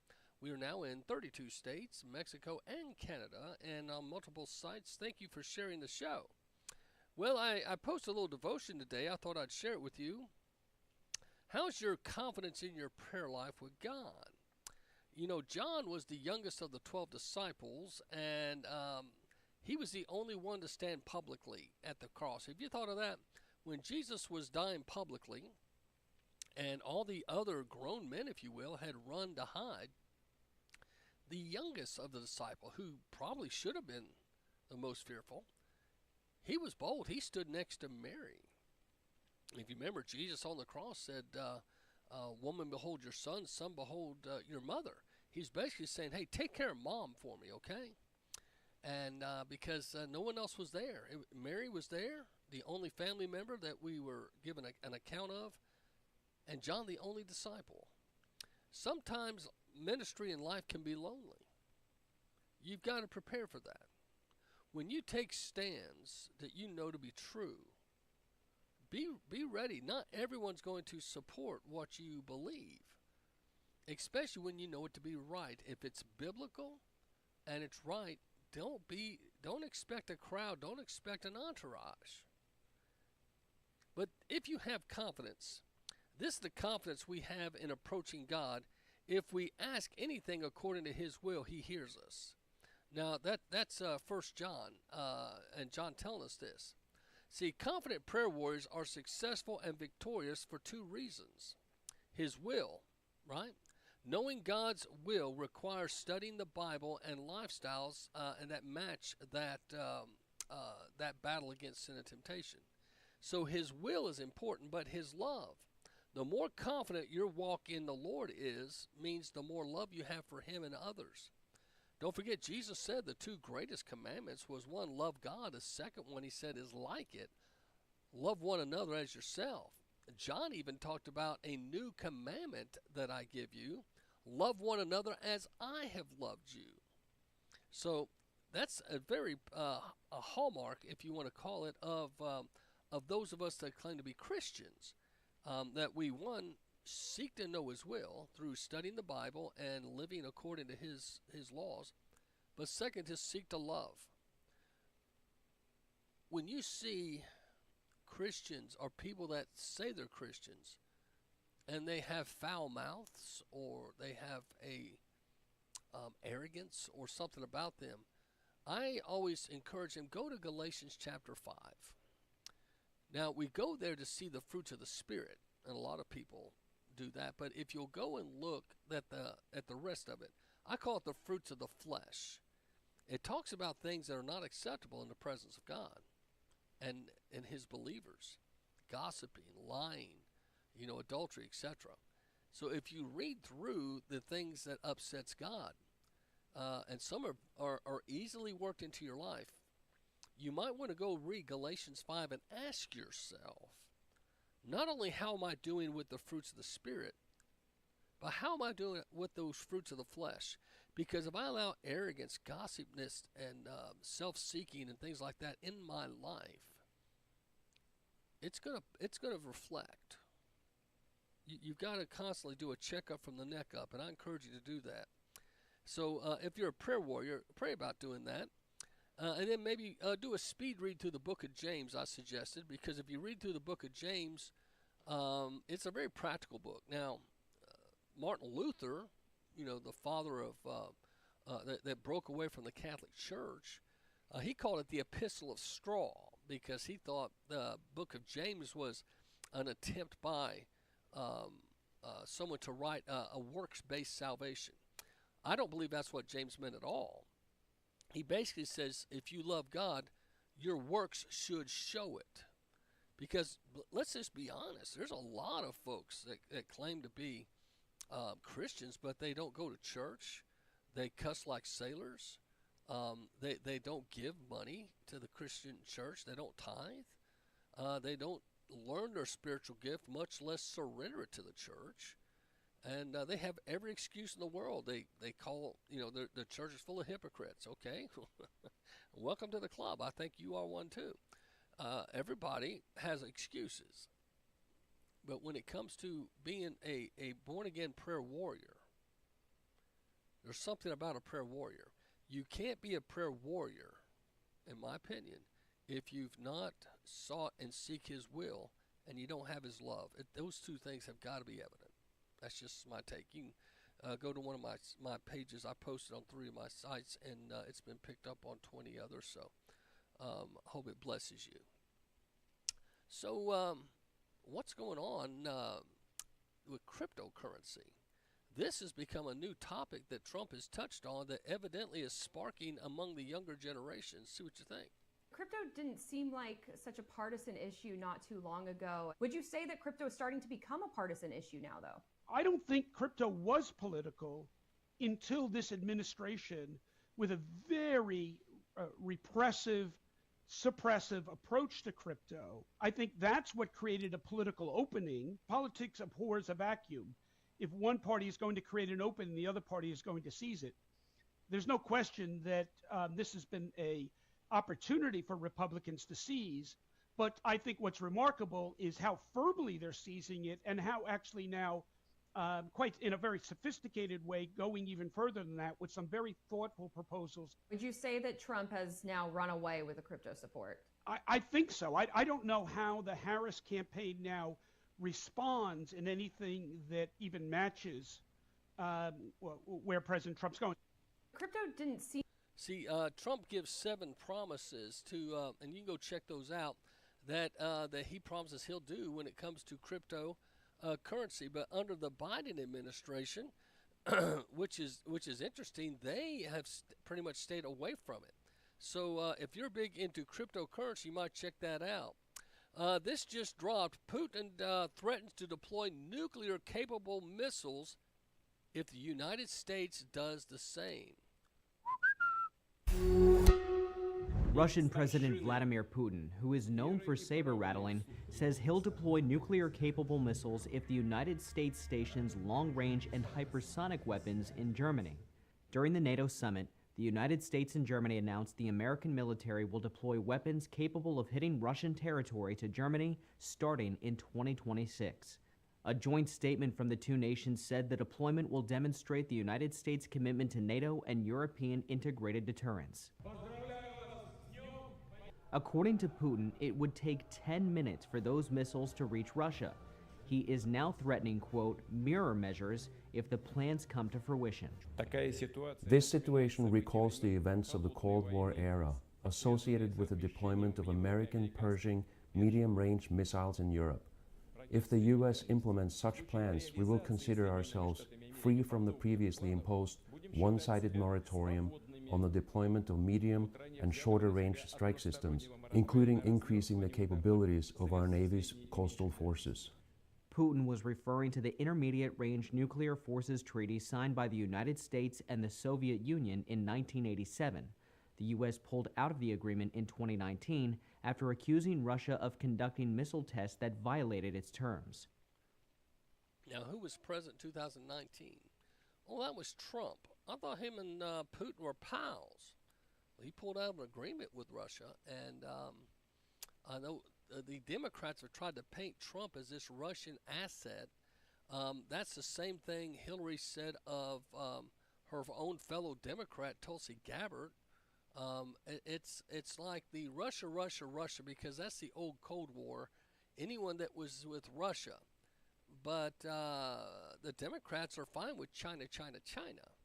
It's interesting, is it not? I think we'll have to just play it out, see what goes on. There's going to be a lot of people, I think, spending time in prayer with this next election coming up, because you've got so many issues on so many things.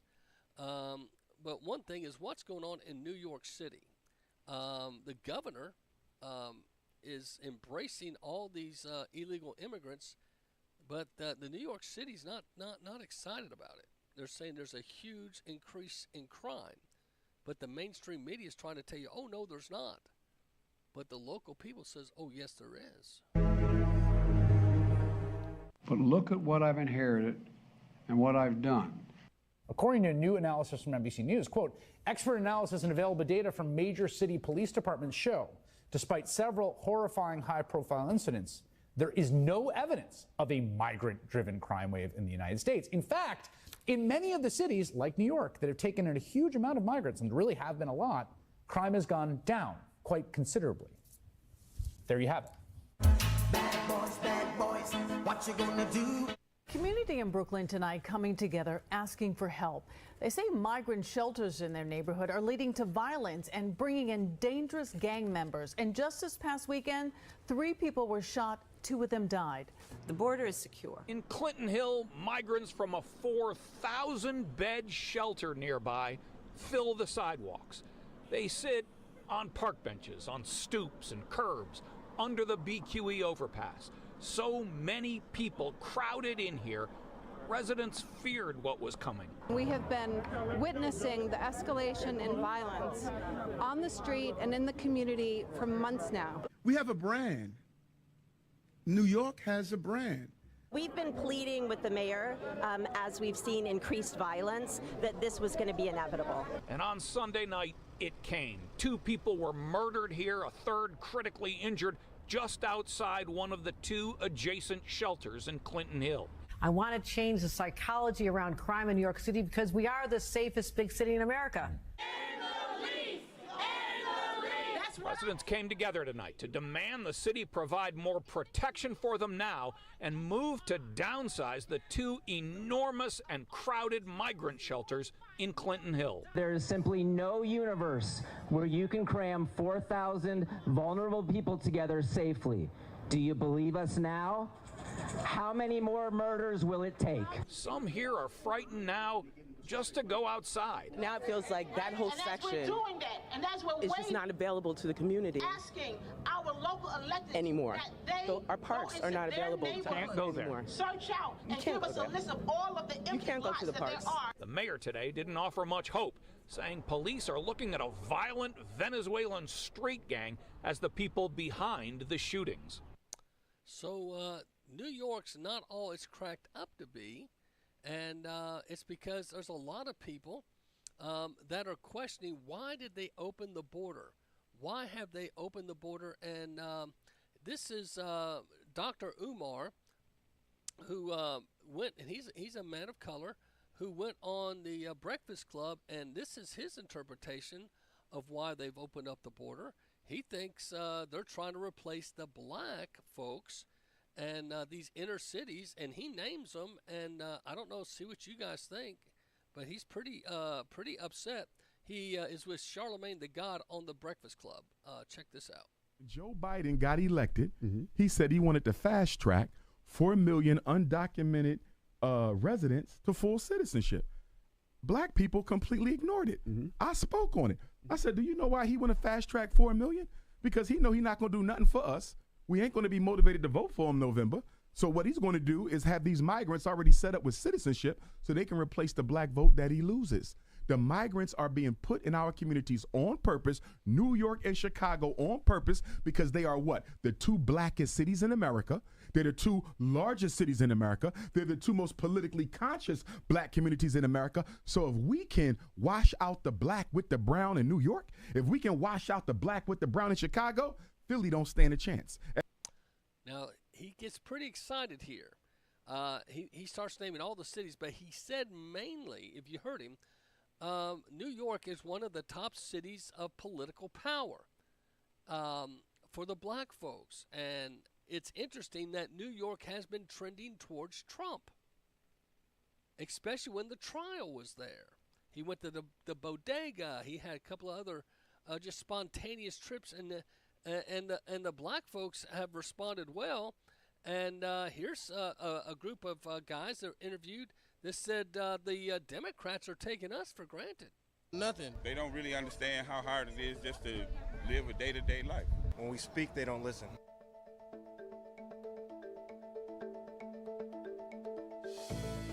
What do you think Democrats understand the least about the black Americans? Black men. What they understand least about us is that we are human beings too, and we got rights too. I don't think they take us serious. They take us for granted. The fact that we're just Americans, first of all. A lot of times they think that we are just going to follow maybe what our parents followed or what our grandparents followed, and they think that we're not thinkers, smart enough to think for ourselves and really look at this for what it is.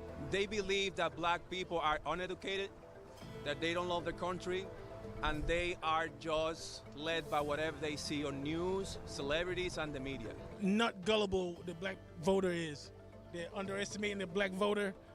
They're putting us in a box, and they think we won't deviate from the norm. They don't come to the hood and see what's going on in the hood, so they'll never know what's going on in the hood. They don't have black voters if they don't have any broke black voters. They can't buy us. The black vote has long stood with the Democratic Party for long, and I feel like they have taken that for granted, and they haven't done much with it. And Black men are entrepreneurial. Black men are responsible. Black men want to take care of their family. Black men are competent. Black men are able. And we can't be bought with socialist agendas. We are smart and we're able. We're trying to get up out of here, take care of our people, get rich, feed the wealth, you feel me, and make it somewhere. They don't know that. Never put people in a box. That's what the Democrats don't understand about black people. They're smart, intelligent, and will think for themselves. They think that we're all broke. They think that we need handouts. And it's just not like that. We're hardworking people. We're just normal people. We're not special because we're black. No person is special because of their race. We're just normal people, and that's it. And you don't have to treat us like we're a brand new creature, okay? Trying to make me think that I deserve more than somebody else. I've been mistreated more than others. No, we're just normal people, and we live normally in society. That's it. Do you hear that? Normal people. And those were black men that were interviewed there in New York City. And they said they've been taking us for granted, and they need to understand that we're not just going to vote because that's the way they've always had us vote. And this Dr. Ehrman, he went off on the Breakfast Club. Let's go back to that interview. And this man of color, very well educated, is pretty much telling the Democrats, you guys are blowing it. Black communities in America. So if we can wash out the black with the brown in New York, if we can wash out the black with the brown in Chicago, Philly don't stand a chance. Atlanta don't stand a chance. LA, Houston, Dallas, Detroit, Chicago don't stand a chance. The migrants are here for 3 reasons. Replace us at the polls, replace us at the low-end industry jobs. They're not the enemy. The problem is black people don't get as much opportunity. So then people say, well, you know, white people don't really like brown people like that. That's true. But you know what the difference is? They don't have the burden of accountability with them that they have with us. We built the country. So every time they look at us to deal with us, the bottom line is y'all brought them here and they built y'all into what y'all are. They don't have to say that to the Venezuelans. They don't have to say that to the Colombians. They don't have to say that to the Mexicans. So although they don't like brown, they will much rather deal with them than the black, because with the black, there is a white man's burden that you owe them restitution for 246 years of unpaid labor. Now let's look at what Ari Adams is doing over there in New York.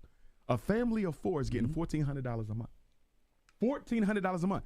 Do you know that that's more than what some of the veterans are getting with a child? They're getting more money than veterans who served in the military. Damn. Not only that, they're getting free food stamps, free child care, and permanent housing. Although New York City has a black homelessness rate no less than 35%. So the black homeless rate in New York is 35%. And yet they're paying these illegal aliens more than veterans and more than the average black family in New York. There's a problem with that. People that are un-American, not American citizens, are being given more than actual American citizens. And I can understand the outrage, and that's why you're seeing people waking up. See, the thing that we're living in now is the minutia of media doesn't have what it used to have. There's so many folks like myself, truth seekers, and folks that try to tell the truth that are out there to where people are saying, you know, I don't have to buy what ABC, NBC, CBS says, Fox News. I have alternatives. You know, One American News to me is one of the best news sources. If you can pick up One American News, now the cable companies dropped them because they would not adhere to the election results, and they kept calling the election stolen. They now seem like prophets because the things that they continue to report on. But they got a blackout from the cable companies and a lot of the packages and the things you would look at. So you'd have to go get One American News on your own, but they're very good. Some of them are former Marines and military, good people. But Newsmax is probably my second choice. Now, Newsmax tends to be Fox Light. They are a lot like Fox News, but then you got guys like Greg Kelly. Solid. He's got to be one of my favorite guys out there to get info from. You got Dan Bongino. You got so many folks out there that are just telling it like it is, And I think a lot of folks are saying, wow, I can't believe what I'm hearing because there's such a plethora of truth out there. Well, then you even have liberals like Bill Maher. Now, the Rubin Report shares about this a little bit, but Bill Maher goes on a rant against Kamala Harris, and this is rather interesting to have a liberal like Bill Maher pretty much tell you that he doesn't think she can win. Yes. Kamala Harris, vice president, will get all of Biden's campaign money, and on the Democrats' best issue, abortion, she's a walking reminder to women that Republicans are coming for the abortion pill.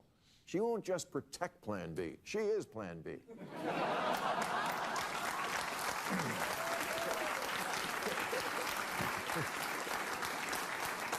And as a former prosecutor, Kamala was putting criminals in jail back before liberals decided that was a bad thing.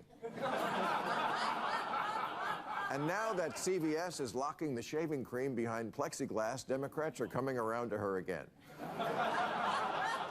Harris would be the first woman president, first black woman president, and first Asian president. But I don't vote for who will be the first. I vote for who will win. And for whatever reason, Harris has never been popular. You can count the number of delegates she won in the 2020 primaries on one hand, as long as that hand has no fingers.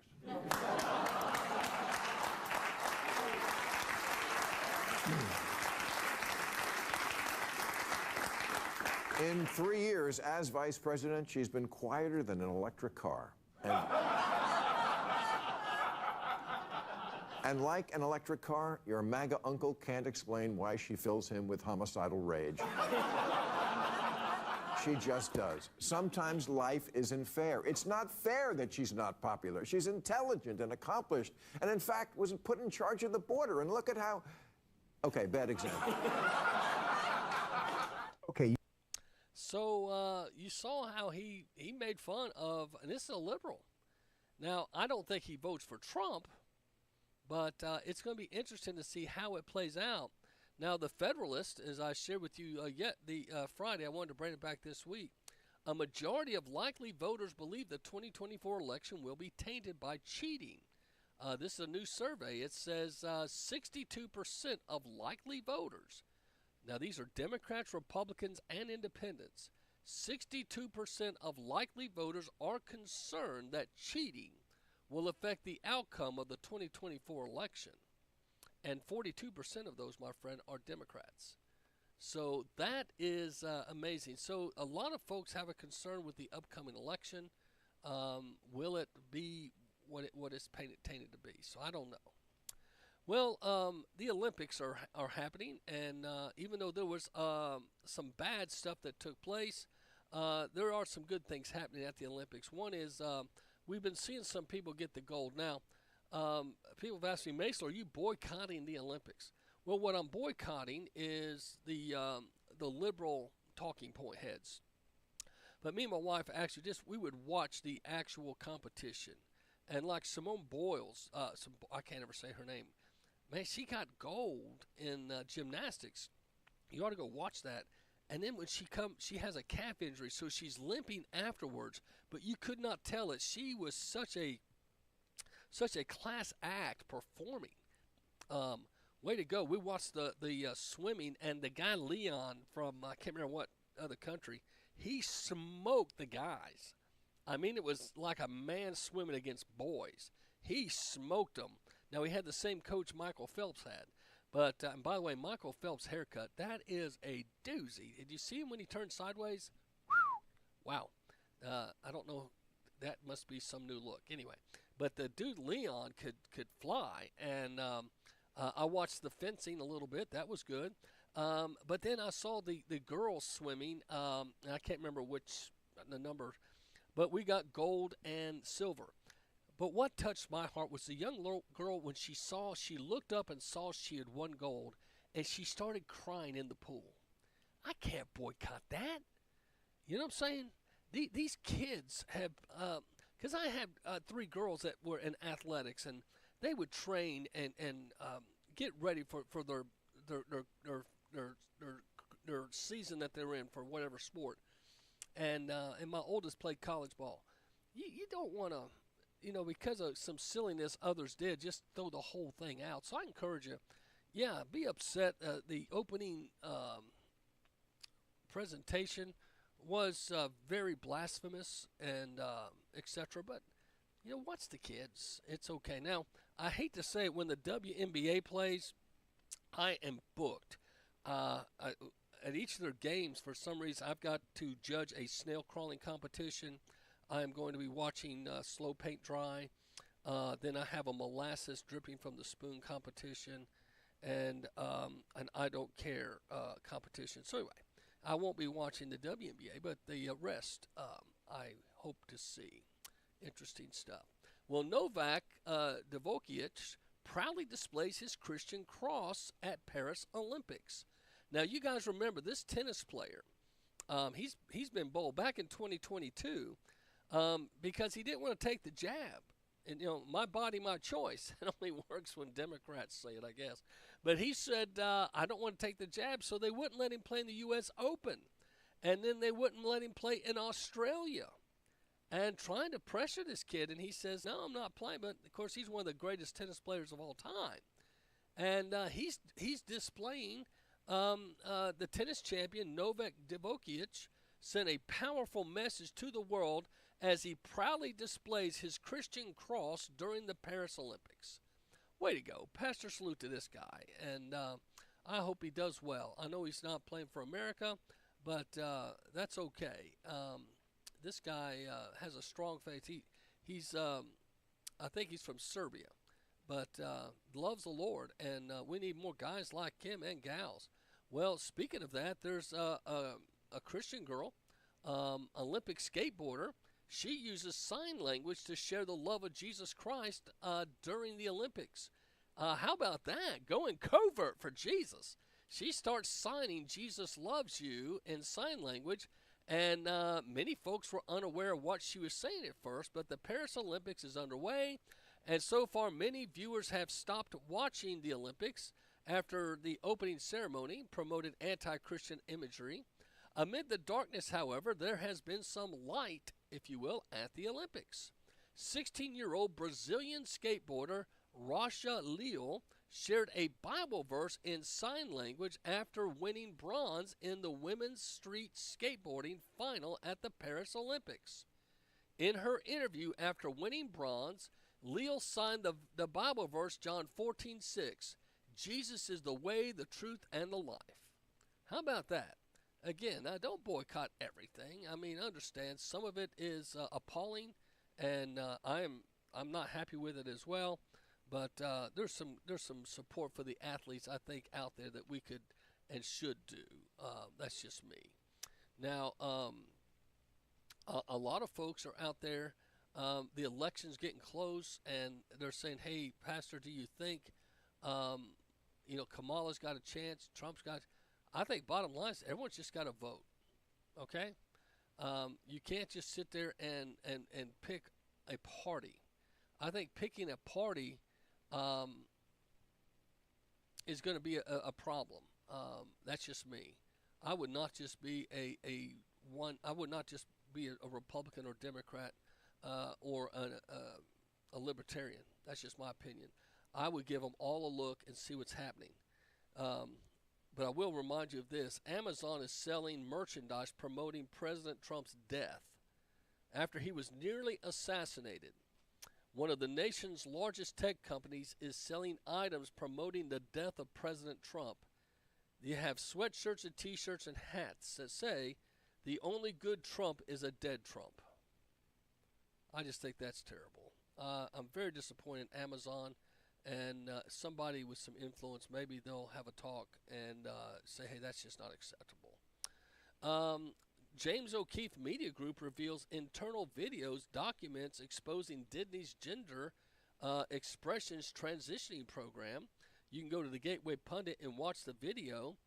But James O'Keefe, as you know, he left his other company and started this new one, reveals internal videos and documents exposing Disney's GET. What is GET? Gender expression and transitioning.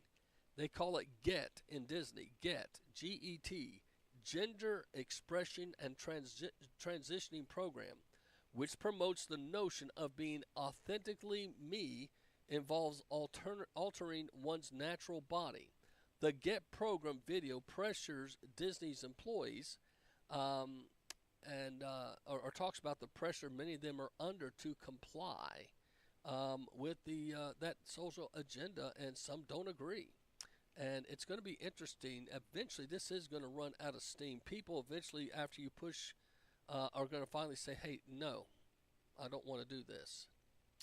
So let's skip that one. Move to this one.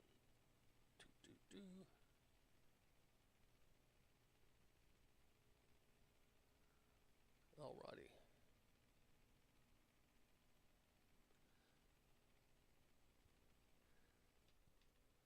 That computer froze up on me. That happens. Let's see. You may have heard this, but there's been text messages now that have been found and recovered that the police knew of the would-be Trump assassin 100 minutes before the shooting. Yep, believe it or not, the Secret Service have lied to us. Shockaroo, huh? Newly released text messages reveal former President Donald Trump's would-be assassin, Thomas Crooks, was on authorities' radar nearly 100 minutes before he fired at Trump during a campaign rally in Butler, Pennsylvania, back on July 13th.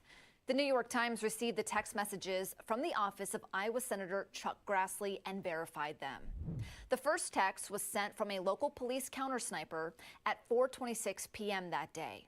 That countersniper was leaving after his shift ended, and he texted other countersnipers saying he had noticed someone had snuck in and parked by law enforcement's vehicles, writing, "I'm just letting you know because you see me go out with my rifle and put it in my car, so he knows you guys are up there. He's sitting to the direct right on a picnic table about 50 yards from the exit."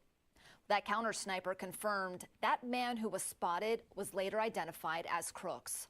44 minutes later, at 5:10 p.m., Crooks was no longer at the picnic table. In fact, one of the countersnipers, who was upstairs in the AGR International Warehouse, took pictures of Crooks, who was below the countersnipers outside of the building. At 5:38 p.m., those pictures were shared in a group chat among officers. The text said, "Kid learning around building we are in. AGR, I believe it is." Now, we believe that the word learning was corrected from lurking. Quote, "I did see him with a rangefinder looking towards stage. FYI, if you want to notify SS snipers to look out. I lost sight of him. Also a bike with a backpack sitting next to it in rear of building that was not seen earlier." Now, the sad thing was that there's a lot of stuff coming out about this shooter and the shooting, and people are getting information that's rather disturbing. And one is the SWAT team from Pennsylvania was being interviewed, and they pretty much said they had no knowledge of anything. The Secret Service didn't communicate to them till after the shooting. Prior to the shooting, all planning, briefings, etc., the Secret Service were very much mute. Very disturbing. Attempt on former President Trump. For the first time, we're hearing from members of the Pennsylvania SWAT team that took up positions to defend the former president. ABC News senior investigative correspondent Aaron Katursky has the latest.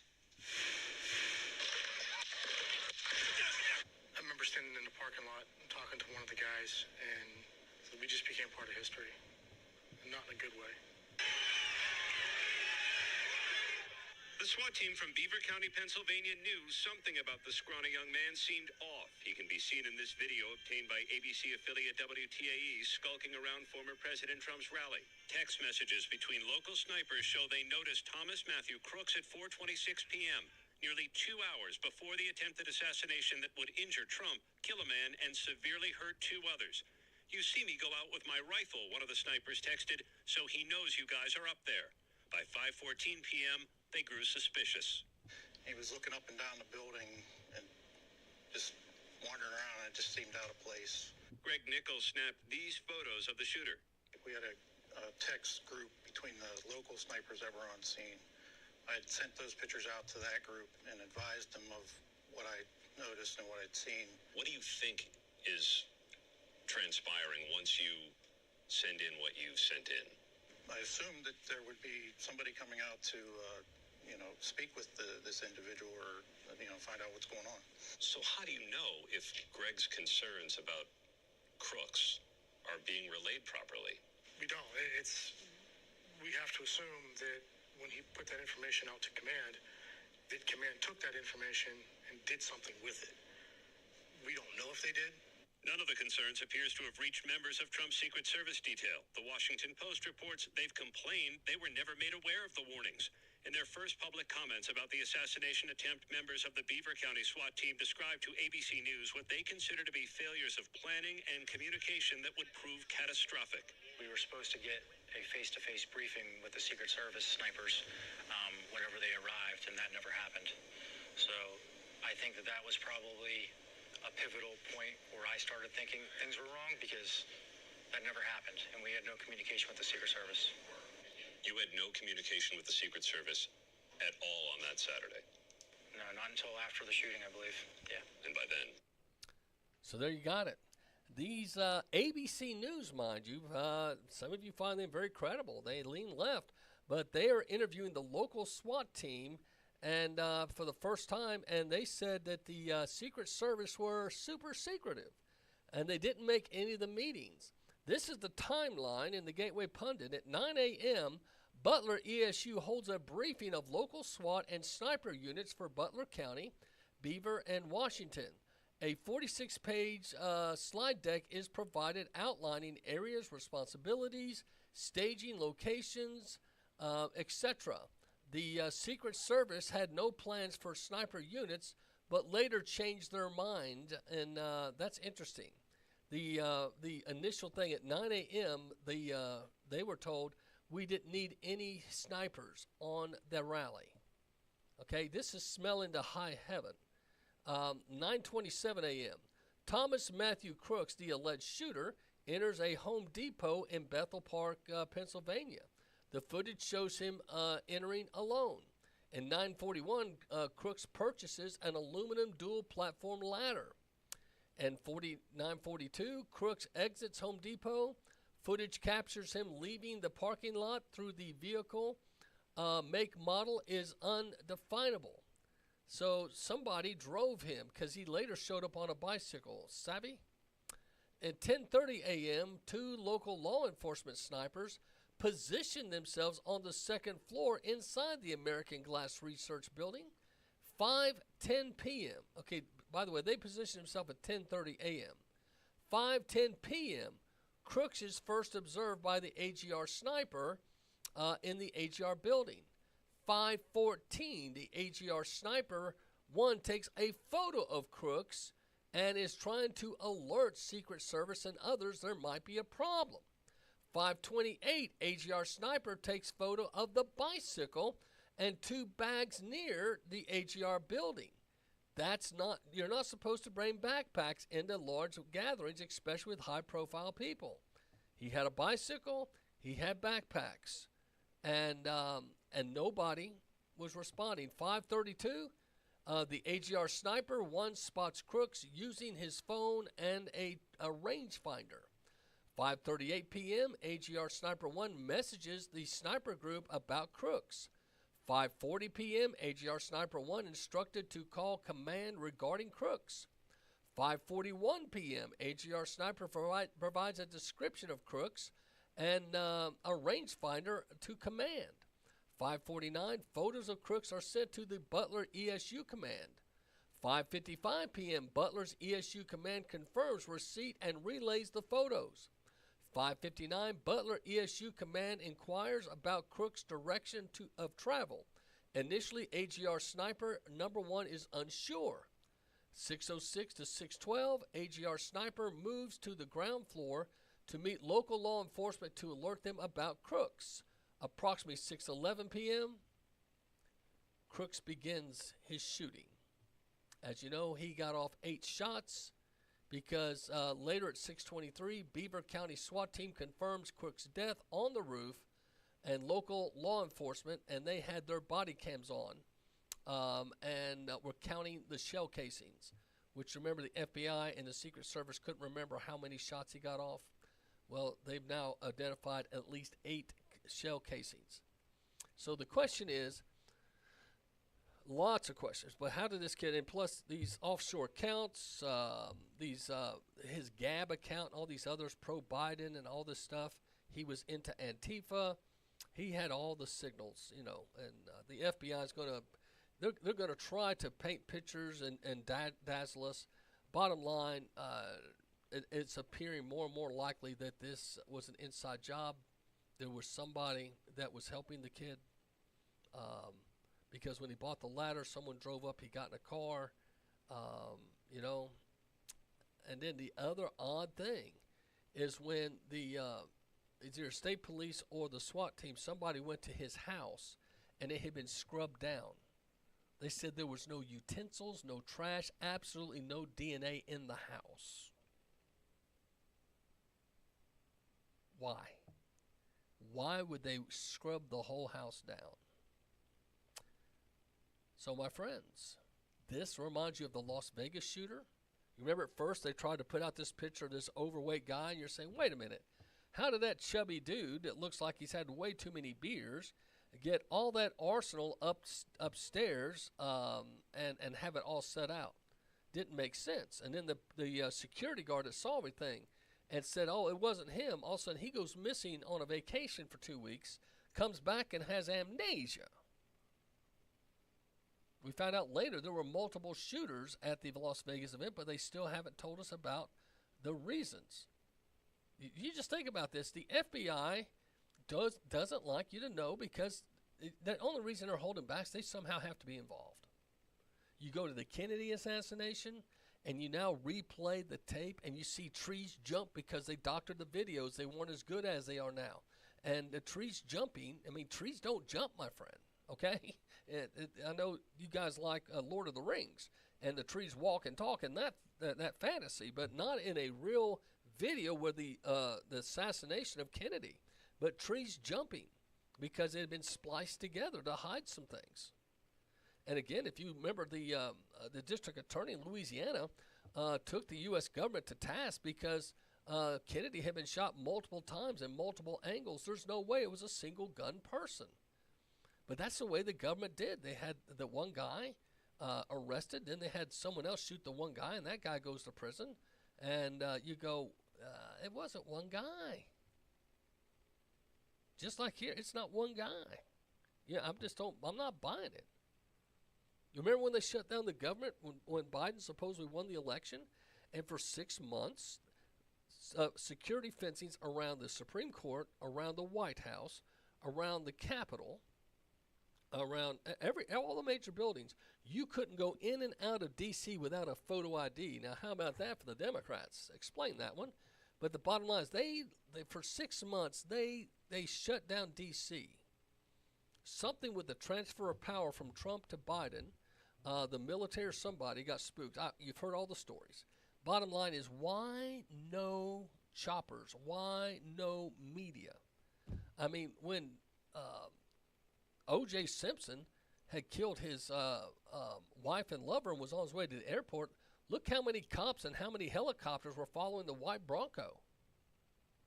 But nobody could go up to, for 6 months, no live reporting? Think about it, Jake Tapper. Hello, CNN. You guys are the cutting edge. Why? None of you were up there. Where was Fox News? Nobody was up there. They would just make brief comments from their station, but nobody went to ground zero. So I think it's very interesting. The secretivity, if you will, Epstein Island, the lockdown of D.C., the Las Vegas shooter, and you can go down the list of so many things. And, of course, now this sniper, they're trying to sweep this under the rug. And if you watch Christopher Wray, thank you for Chip Roy and Josh Hawley and others that said, no, we're not letting you wipe this under the rug. Holding the FBI accountable. Because this has obviously got some kind of government involvement. We don't know exactly who or what, but I believe there is some government involvement. And I hope someone spills the beans. We'll see what happens. Now, I know the cute people are saying, hey, it's all part of the plan. Keep eating the popcorn, and we're watching a movie. I hope to God we are. I do. I've got my doubts. I don't have a secret source in the military. I don't have a secret code. All I can tell you is what I see and what I believe. There's something going on. They're not telling us, but they've done this before. And the other thing that's awful weird is how Joe Biden grew 4 inches. I'm talking height-wise. He, if you go look at the pictures of him with Jill Biden after his address in the Oval Office, either she was wearing flats, and she used to wear some jacked-up heel stilettos, but he grew 4 inches. Very interesting. Very interesting. All right, my friends. So that's my little thing. Now, this is the one, the grand poop I was saving towards the end of the show. Archbishop Vigano calls Emmanuel Macron's wife. Are you ready for this? Emmanuel Macron's wife, he is calling. Now, Bishop Vigano, if you remember, he is the truth-telling bishop that stood tall against the Pope and many others, had to go into hiding multiple times, has had death threats. He has been excommunicated by this liberal Pope that supports homosexuality and all that. Archbishop Vigano calls Emmanuel Macron's wife a transvestite and mocks Michelle Obama as a muscular man in a wig while condemning the Satanic Olympics. These are his words, not mine. Archbishop Carlo Maria Vergano, I can't say these foreign names, has once again taken a firm stance against the moral decay of contemporary society, particularly targeting prominent political figures like French President Emmanuel Macron's wife and former First Lady Michelle Obama. Vergano's remarks come as he condemns the Satanic Olympics for the corruption and moral ambiguity surrounding the event.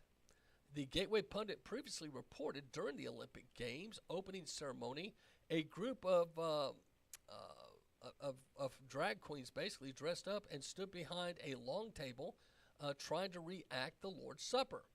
During another part of the opening ceremony, a pale horse raced at full speed, trying to don the Death Rider of Revelations.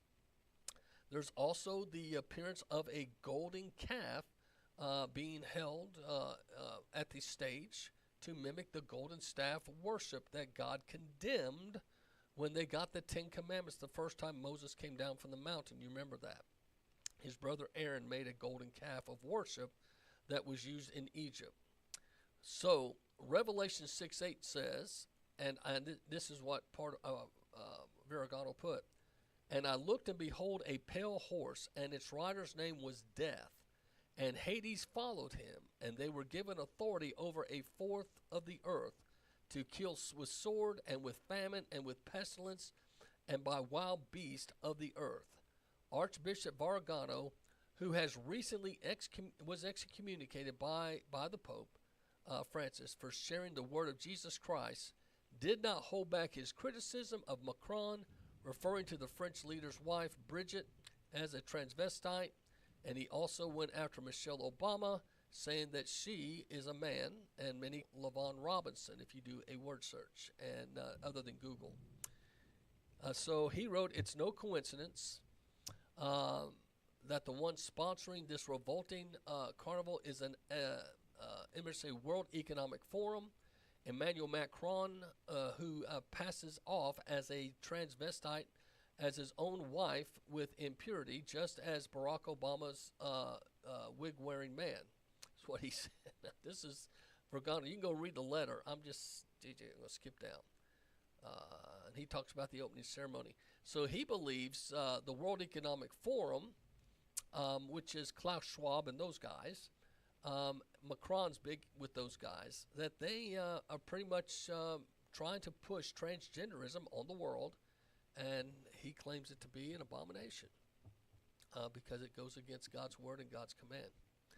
So see what you believe, but go look up the Archbishop, see what your thoughts are. It's pretty compelling that there's a lot of people that see that and for what it is. And Big Mike is the name for Michael Robinson, but go check out Michael Robinson.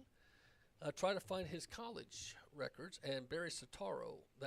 Barry Soetoro is the birth name, if you will, of Barack Obama. He converted to Muslim. But, it's not just him. If you go look at Pete Buttigieg, go look at all the Democrats that changed their name. Pete Buttigieg was not his birth name. Okay, the tall mayor of New York before Adams, that was his stage name. A lot of Democrats changed their names.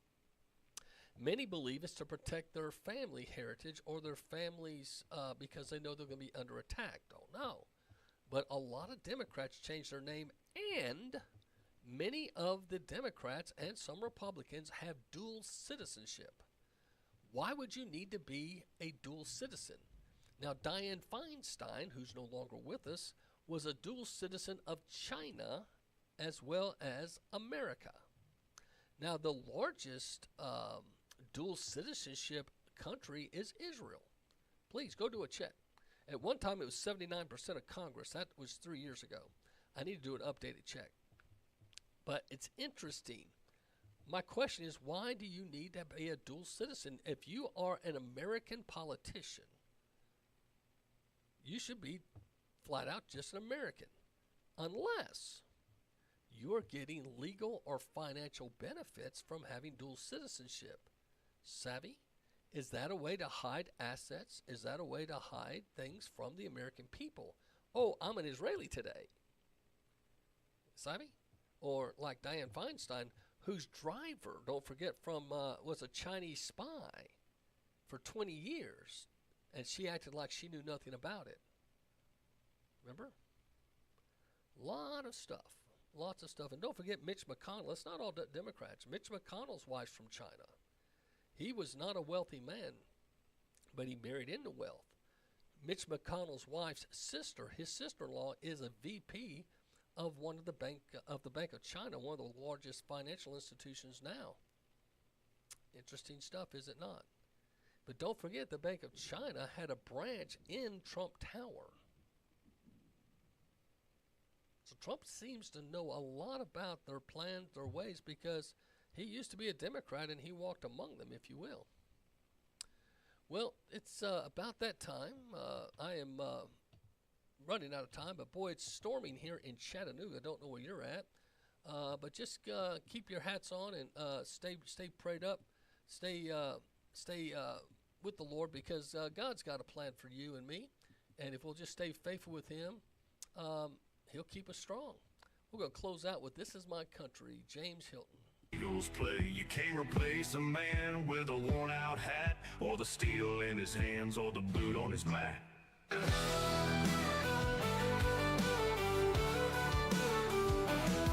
see the sweat on fields in the morning light, and I'd rather fight than lose that sight. Silver screen costume men with their tails, but I've lived the dirt roads and the hard-packed trails.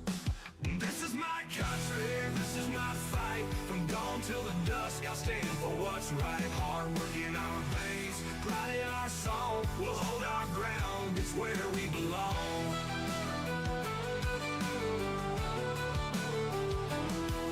They're crushing the dreams in a factory town, telling us to lay our rifles down. But a country boy's grit, it just won't break, for the roots run deep in the lands we stake. I heard Grandpa's stories about the war and the farm. His legacy beats in the stubborn arm. No sooner the creek can take his flame.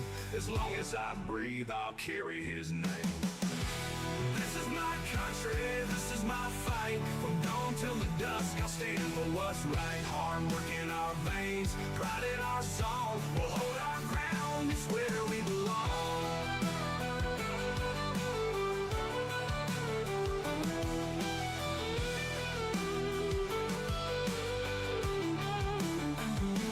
This is my country, this is my fight. From dawn till the dusk, I'll stand for what's right. Hard work in our veins, pride in our song. We'll hold our ground, it's where we belong. This is my country, this is my fight. From dawn till the dusk, I'll stand for what's right. Hard work in our